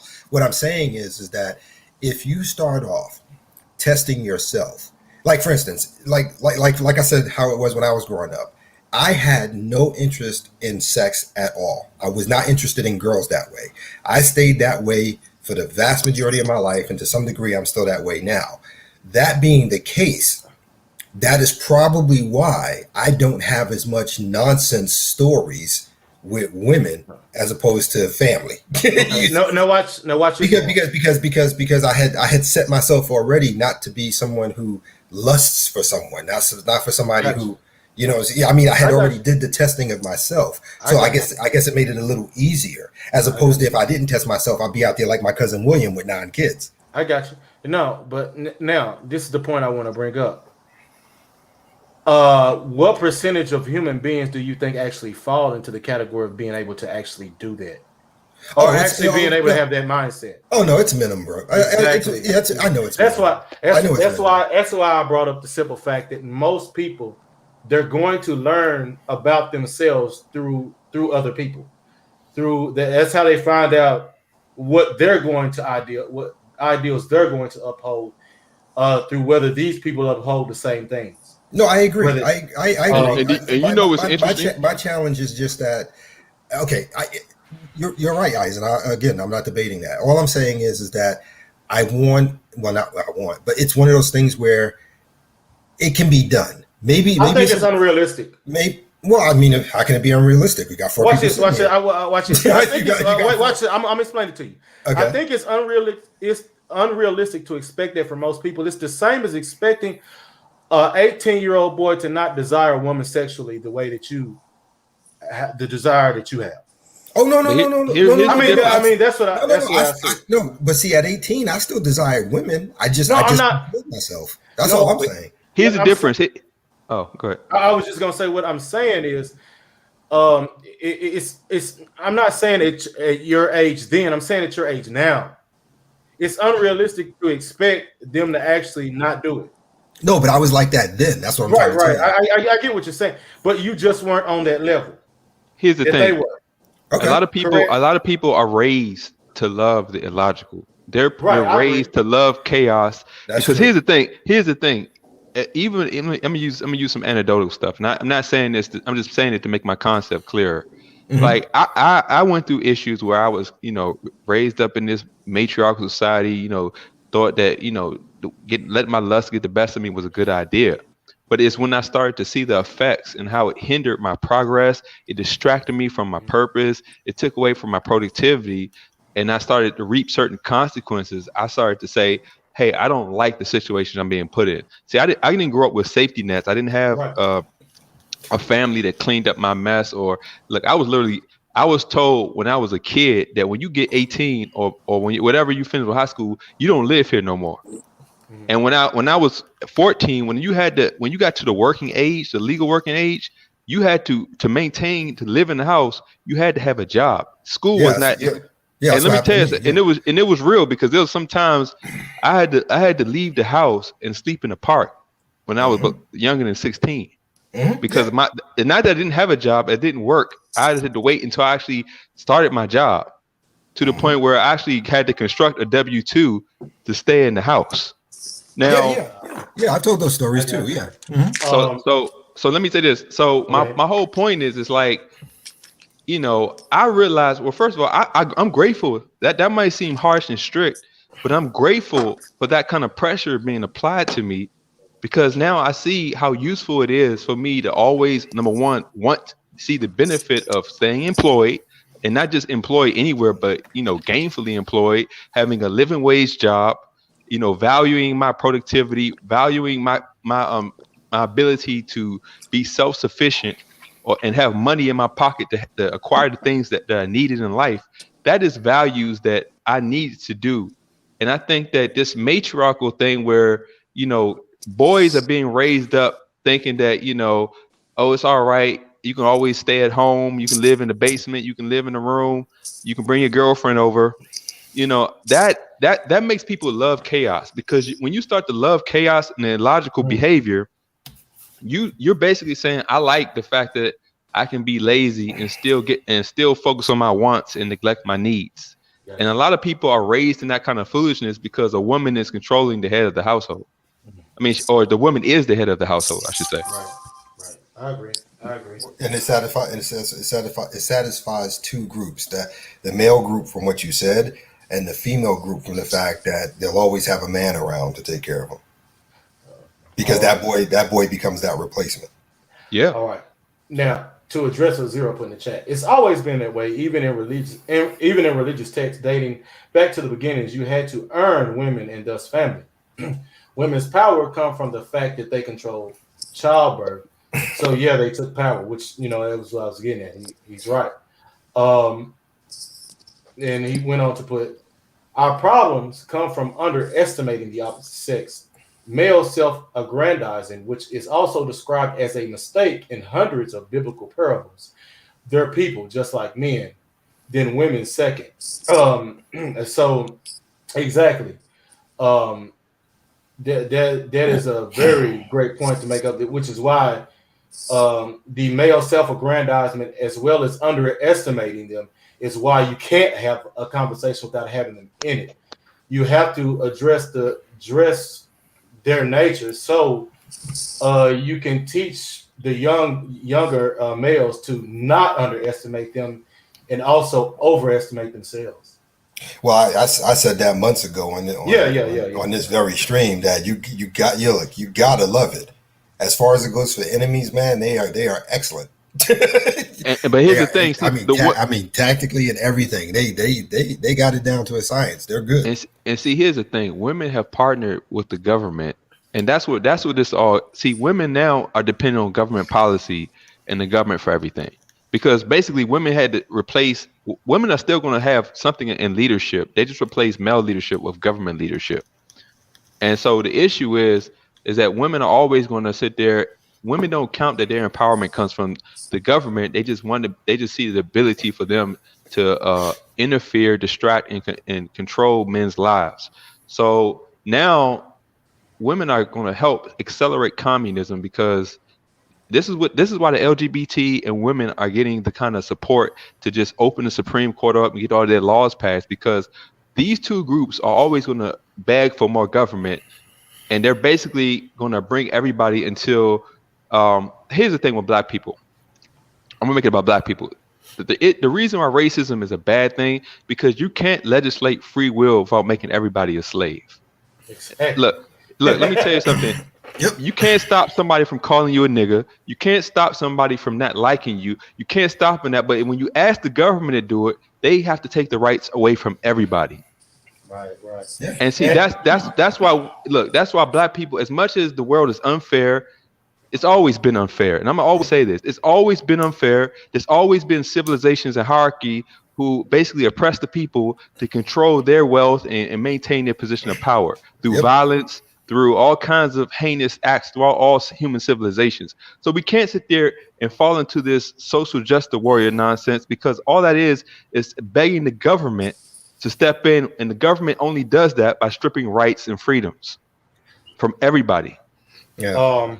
Well, I think the thing to take it to really understand is that the truth is that niggas are too damn emotional. Yes.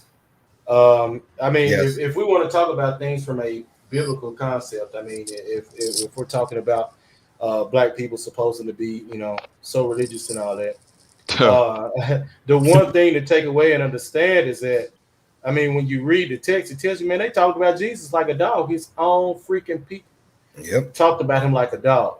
Yep. So, I mean, if you're so religious and all that, then you ought to understand the simple fact that if they talked about him, how the hell are you going to get away from this shit?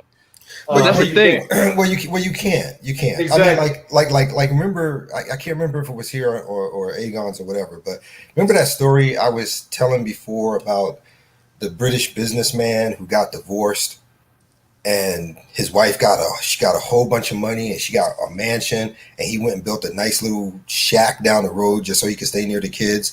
And then she blew all the money, lost the house, and then came back 20 years later after being divorced, and the court gave her more money. Remember that? Oh, wow. Yeah. 20 years later, she decided she wanted more because she blew all the other money, and she went to court. And she won, and she ended up getting like over £1 million. Now, here's the thing. It just happened again. So this is no longer an outlier thing. Another dude from Ecto City, the owner, green energy company, his wife divorced him in the 90s. He didn't have any money when they got divorced. And now that he's a multi-millionaire, she went back to court, sued for money, and she got over 300,000 pounds. And that was just reported by Joker on Better Bachelor on the 12th, I think, 2-3 days ago. So they're working the rules now, where even when you dump the chick, she can come back and get you still 20 years later. Oh, I'll take it even a step further. It's getting so bad now. The more that men do what we're doing, and we refuse to play into this stupid scheme that the government and women have, they're going to just make all men end up paying for them anyway. Because here's the thing, we see there is a point of no return. We reached that point of no return because the world doesn't value what is right. And let me give you a scripture. It's Romans 12, man. This is what men need to understand. It says, "And be not conformed to this world, but be you transformed by the renewing of your mind, that you may prove what is that good and acceptable and perfect will of God." And people forget it says that you may prove what is the good, acceptable, and perfect will of God. And see, people want to conform to the world. This whole integration nonsense. This is why, and people don't like me to say this, but prior to civil rights, black people had intact families, they own land, and they work business. Was the world fair? No. You got called nigger, colored all day. But guess what? That didn't affect people in their family structure. It didn't affect them from owning businesses and staying within themselves. But when you sit there and say that the dominant society is evil, they run in a wicked economy and system that will exploit one another, why do you want to be integrated into that? Why isn't it better to stay separate? Well, here's the other thing to kind of round out your point, and we'll get ready to close here. When you look at why integration was bad and why segregation was better, let's take, for instance, the Israelites whenever Moses got them out of Egypt.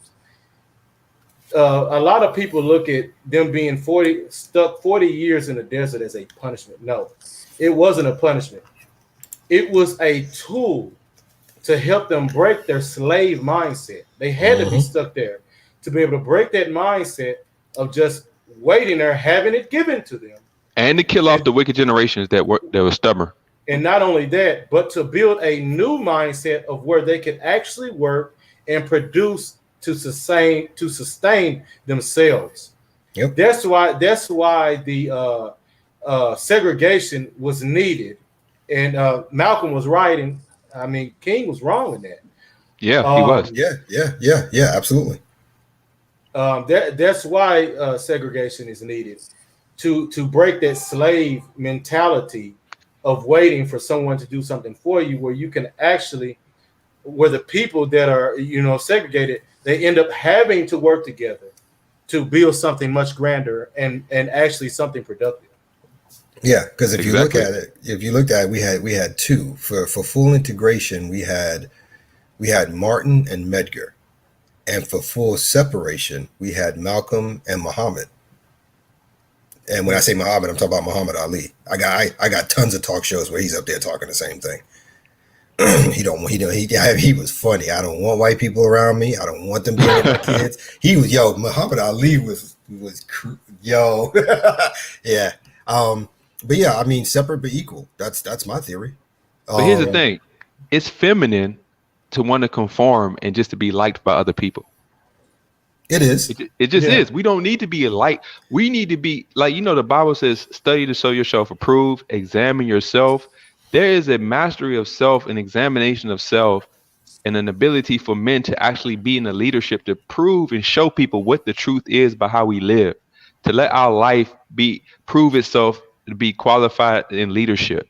That's the state to be the light of the world. Exactly. We don't need to be liked. We don't need to conform. We don't need people to give us applause. All of this is emotional. All of it is feminine. Mm-hmm. Yeah. Yep.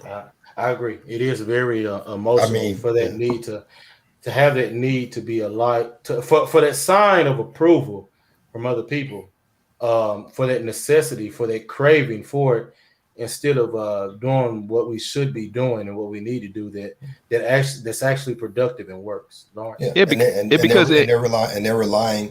relying constantly on two things when it comes to us: lust and fear. Lust for women and fear. Like, for instance, the story I just told you. That now there's an aspect of my world that I have to contend with now. That a woman that I disregarded 20-something years ago can come back and take my money. Or the one that I'm divorcing now can decide 10 years later to come back and take my money. I mean, you got to start being strategic now, so about where you hide your stuff. If you, it's insane. Like Eisen has said earlier with the analogy, the constant pressure. Well, this is where men have to get their self-control. Even when it comes to working, your productivity is a merit. Is proven by merit. by your ability to be skilled, by your ability to prove certain results and do certain things to prove you're qualified for a job. It's not about catering to the ego of your boss. It's actually it's actually proving that you're qualified for the position through your work. And that's what men do. We don't need to be liked by our boss. We prove our value and how we're not expendable by what we bring to a company or business, or how we move within our own entrepreneurship. That's what men do. We get away from this, game is catering to the ego. Kissing ass at work is catering to the ego. All of that you gotta get rid of. If you're marketing yourself and you're producing a certain kind of value, people will see you as a valuable asset that they need around them. Well, that's true. That's true. And going to what Zero just put in the chat. Yeah, you're right. I mean, in that respect, yeah, that we do look for attention. And I don't agree with that. I guess what it comes down to is the type of attention that's being sought. Okay. Like you said, we like Zero was saying in the chat, seeking attention and trying to get achievement, greatness, legacy, honor, respect. Yeah, that's us. But when you step out of that and it becomes a thing about just trying to keep up with the Joneses or impressing this person, it has to be done to keep society functional. If we're seeking achievement and success to keep society functional and logical, then the benefit is in keeping society functional and logical, not just for a feeling. We're doing everything for a feeling. Men are getting money not to keep society functional, but to get the approval of somebody they shouldn't have to prove anything to, a freaking woman.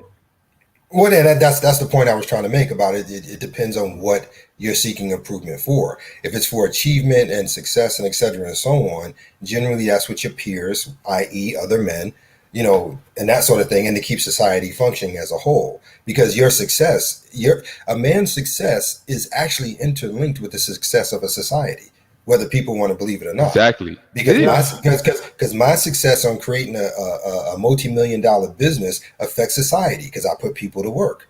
I build, if I'm a contractor, I build homes. You're adding services. But when women, generally, it's not about that. It's just about what makes them feel good in the immediate moment. And generally what makes them feel good has nothing to do with enhancing or building upon society. It's only about them. And if I'm wrong, correct me, but that's the way I see it at the moment. And Zero said it's both. They do it for literally all reasons. I think he was talking about the men. Nowadays, yeah, but that's not the way it used to be. And I don't know. But the results. Let me rephrase that. But hold on. The results of society. It was always like that. It wasn't as severe as it is now. How about that? Yeah, but look at the results. See, we can solve this by looking at the results. The results are that whatever we're doing it for is the wrong way, because society is crumbling fast because we're focused on too much about getting people to pleasing people, and not enough attention is on keeping the society logical and functional. Yeah, and what Wagner said, that's interesting. What Wagner just said, I blame male celebs who promote that super rich, lavish lifestyle to attract and get women. I wouldn't blame them all for it, but I would say they're a symptom of it. That's been way before celebrities. Yeah. That's what I'm saying. Yeah, it's always been. That's why if you want to go back to the root of it, it's when the government strayed away from biblical law. Well, I think if it ever acquired it.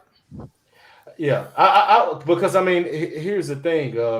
The thing is, to the point that Wagner's making, I think the thing is that when you have men that gain power, if they're just like with the women, if there's no one to actually check that power, they're going to do that.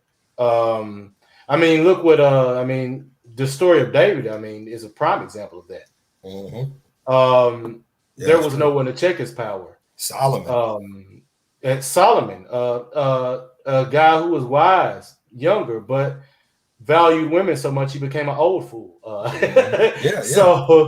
So it's been going on since the dawn of time. So it's nothing new. Yeah. Nothing new. And the vices of man are now coming to prove themselves destructive. See, greed, lust, vanity, and all these things were the Bible kept them into subjection for a reason. And now that they're taking the biblical structure and law out of civilization completely, vanity, lust, and greed are consuming men, and we're being literally destroyed by our own vices. I think the thing is too. The one thing I like to bring up is the simple fact of, here everybody likes to talk about these pills and every damn thing, and they refer to the Matrix, of course, but no one ever brings up the most profound point in that movie. The virus. And that, yes, exactly. When Agent Smith had Morpheus chained to that chair, was telling him that human beings, the only organism on the earth that they were truly similar to was a virus, and the fact that they use and take all the resources from one area with reckless abandon, pretty much, no way to describe it, until it's all gone, and then move to another area to do the same thing.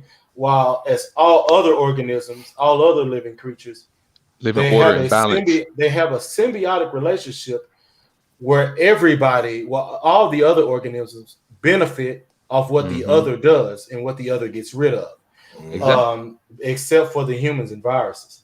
And that's greed. That's greed, lust, and all these things. That's still a reflection of greed. Because think about it, it's greed. It's the excess of goods. We mass produce more than we use. It's the greed. People just want to have bigger and better stuff at the expense of the production, the environment. We want convenience at the expense of the environment. We're getting to the point where we don't care about knocking down trees. We want to live this lifestyle, not if to any consequence of our environment, just bulldoze the entire forest down just to build a whole bunch of expensive housing. Even though we have enough housing that's not being used now because most people can't afford what they're building. But we're just building because people are just buying to build just to get money. We're not even thinking about, are we putting enough people in these houses, or are we just moving richer people into richer houses while the majority of poverty, people are being forced out of cities anyway? Well, see, that's one of the reasons why I used to have conversations where I would always tell brothers when we were talking, grow your own food. I mean, it's going to cut down your food bill. Sure. You're going to eat healthier. Absolutely. But there's a side benefit to it too. There's a thing that when you have to work at something, when you have to watch it grow, when you have to caretake it to get the end result you want, you get a greater appreciation for nature and its overall function. Right. Going to the grocery store and buying a head of lettuce, a couple of cucumbers and green peppers, that's fine and dandy. But there's something that happens to you when you grow it yourself. It's not just the satisfaction of doing it yourself, because that's a huge benefit. It's you living in you living off your personal environment and learn how to live in balance with your surroundings. Exactly. Because whatever I grow, I know that I have to reseed. I have to take care of that dirt.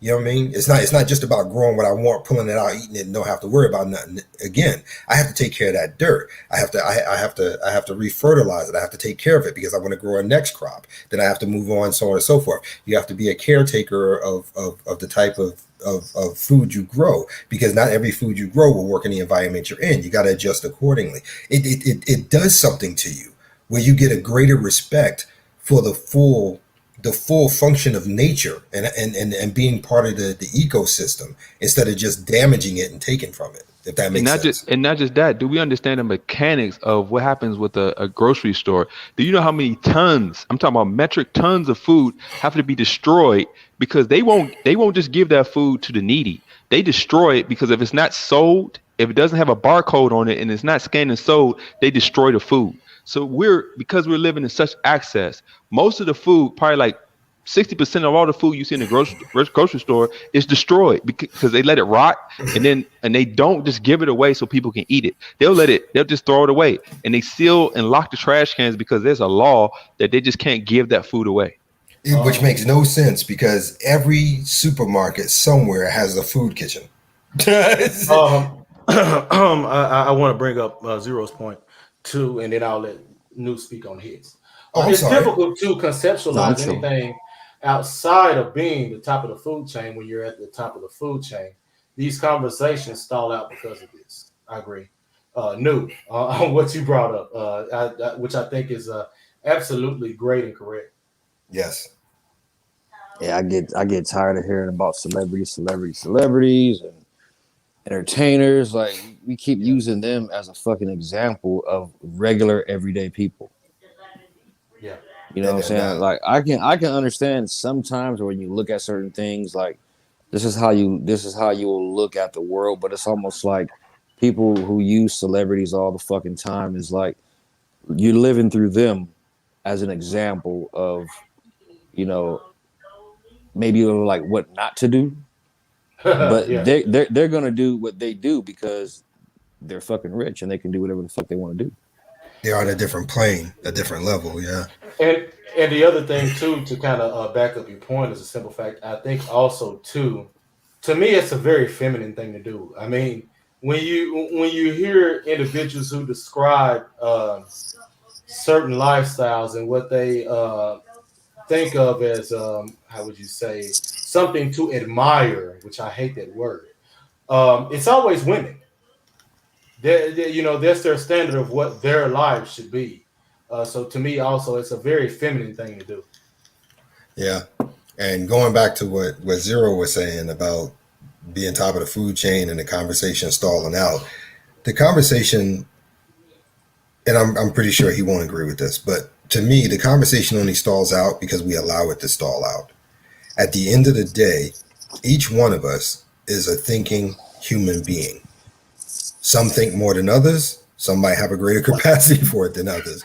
But at the end of the day, again, like I said earlier, we all have an inherent instinct of what's right and what's wrong. And destroying things inherently we know is wrong. Even if we do it, we still know it's wrong. So I don't think the conversation stalls out. I think we allow it to. No, I think you're missing it. I Okay. get what he's saying. When you're at the top, when you're at the top of the food chain, gosh, some other people would know what I'm talking about when I would say this. What, you just don't care about anything below? Well, not only that, it makes me go to Eisen's point in Bleach when he said it's difficult to step on an ant without crushing it. Well, here's the thing: Yeah. the majority of people are not at the top of the food chain. There's a very small percentage of people that are at the top of the food. But the Right. majority of people, we're food for them. Right, and I think that's the point he's bringing up. That's the Okay. point that he's trying to bring up, Okay. All right. and that's why I wanted to make the point about it's difficult to step on an ant without crushing it. Well, I But here's the thing: trial and error. At some point, trial and error has to be the litmus test for man. Like if what we're doing is not working, then there should be no other choice but to abandoning the non-working action. yeah. That's what Yeah, I I agree mean. there. Simple logic is just if what we're doing is destroying ourselves and destroying society, then it's simply a morality issue for why we're not doing the right thing. And I agree there. I Yeah. think Yeah. that I think the thing is, and the point that Zero is trying to make, people over what do you want to say, over value these celebrities in the sense that because them being at the top of the food chain and what they are. But the thing is, you can't if you're not there, you can't actually conceptualize anything. Hmm. I mean, you Yeah. can't you can't you can't understand or apply anything that the top of the food chain does when you're at the bottom.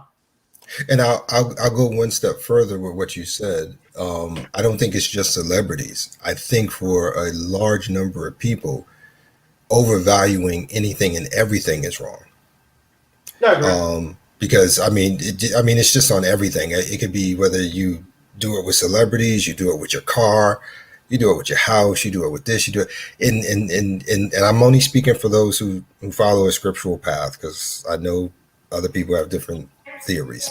But we know from our particular faith and belief system that that's not supposed to be. It's just not. As a matter of fact, the greatest test of that was Abraham and Isaac. So I mean, we're just not supposed to. We're just not supposed to overvalue things that way. It's just not the case. Yeah, and that leads to what I was saying about the vices, the vanity, the materialism, the greed, the lust. We're being controlled by the wicked, the evils of human nature, and not about the values that actually keep us functional with our environment and with one another. That's a value problem. Our values are misplaced, and we're living for the destructive things of the world, and not for the benefit of keeping ourselves ordered and functional. Hmm. Yeah, Uh, yeah, I very would agree. powerful, I would very agree. powerful conversation here today. But man, it's been 2 hours. I'm gonna close this Oh down. yeah, yeah. Sorry. Oh, no, no, we're I'm good. glad I No, I caught think y'all. great. No, it's been great points brought up here today. Yeah, But Um, everybody by bringing good everyone. points. I just want to say thank you to Hulk and New and MOT Yeah, Appreciate the and the invite, bro. guys in the chat. yeah. I hope Uh, Mike V caught my comment in the yeah, chat too. you got I you guys wanted to gave send me him a link to be able to talk about it, but he yeah may be Good build, busy. good build. yeah. But I just wanted to say thanks. You guys gave me some good points to think about. I appreciate that. Likewise, likewise. I appreciate that. But before we close, new hey, it's been good having you up here. Yeah, I You know, appreciate the always, invite, man. yeah, man, no problem. Yeah, I see We your channel always, going. yeah. And you can put that in the chat too, new.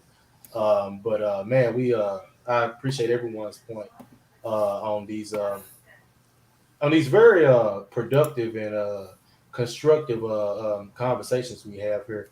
But New, before we get out of here, you got anything to bring before we close, bro? I think the testing is always important to do, man. Like I said, to test your boundaries, test your limits of yourself and others around you, make you better so that you can refine yourself. And like I did today's math, it is all about that. Right. I agree. I agree. Hope, you're up. Yeah, like I said, great conversation. Valued everybody's viewpoints and wisdom. And simply, we should be testing everything to see what is true and what is right. And we should be proving all things. These are two things that scripture supports. Everything should be tested and everything should be proven to whether it's good or bad. That's all. Right, right. Thank you, Hope. Last but not least, Lawrence. Again, thanks everybody for the points of view that were given. I really appreciate it.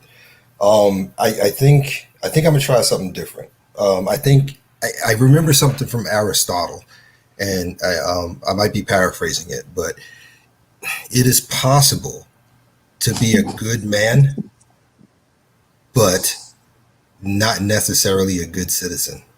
Mm. Mm. So Wow. I'll leave it at that. Why were you laughing, New? Well, Green Machine wants me to say, I know I fucked up yesterday, but I will be making another video. Oh, that. Yeah, I saw that. Messing with people, but yeah. I don't know why, but that just popped in my head there with Aristotle. Good. And it seems to be something that applies where we're trying to be good men. We really are, and we're striving every day to be good and better at it. But that doesn't necessarily mean we have to play into the propaganda of society, which would make us not good citizens. So it's possible to be a good man without being a good citizen. Right. So, Agreed. and hashtag men first. Most definitely, most Yeah. definitely. Before I get out of here, I want to thank my hermano, Marco Grande. Thanks for the cash out, brother. I also want to thank everyone that came on the panel today. Uh, the, all the aspects that were brought were needed and something for us to kind of look at and examine, as well as everyone in the chat who brought up points that were great to examine. I think, like I said, to me it doesn't matter here. Your own relationship with God, or whether you have it or not. That's your thing. I'm not here to judge that. I'm here to bring out these logical aspects of information that are contained within these texts and within these stories. That way, we can examine them, analyze them, and use them. Find a way to apply them to our lives. That way, we can make the best decisions and make the best choices that we can. That to teach others around us as well. That's why I had this channel created. And I think all the different ideas that are constructive and helpful to doing that. I appreciate all those ideas and all those points brought up in the chat that are actually beneficial for that. No matter how different they are, but as long as they're good and something for us to look at and help to start internal growth, I think is very great. But I just want to say thank you to all of those and to those just even listening in the background. Appreciate all that. But that's all we got, and we'll continue this next week. Peace, everyone. Lawrence, I'll call you tomorrow. Oh, that's cool.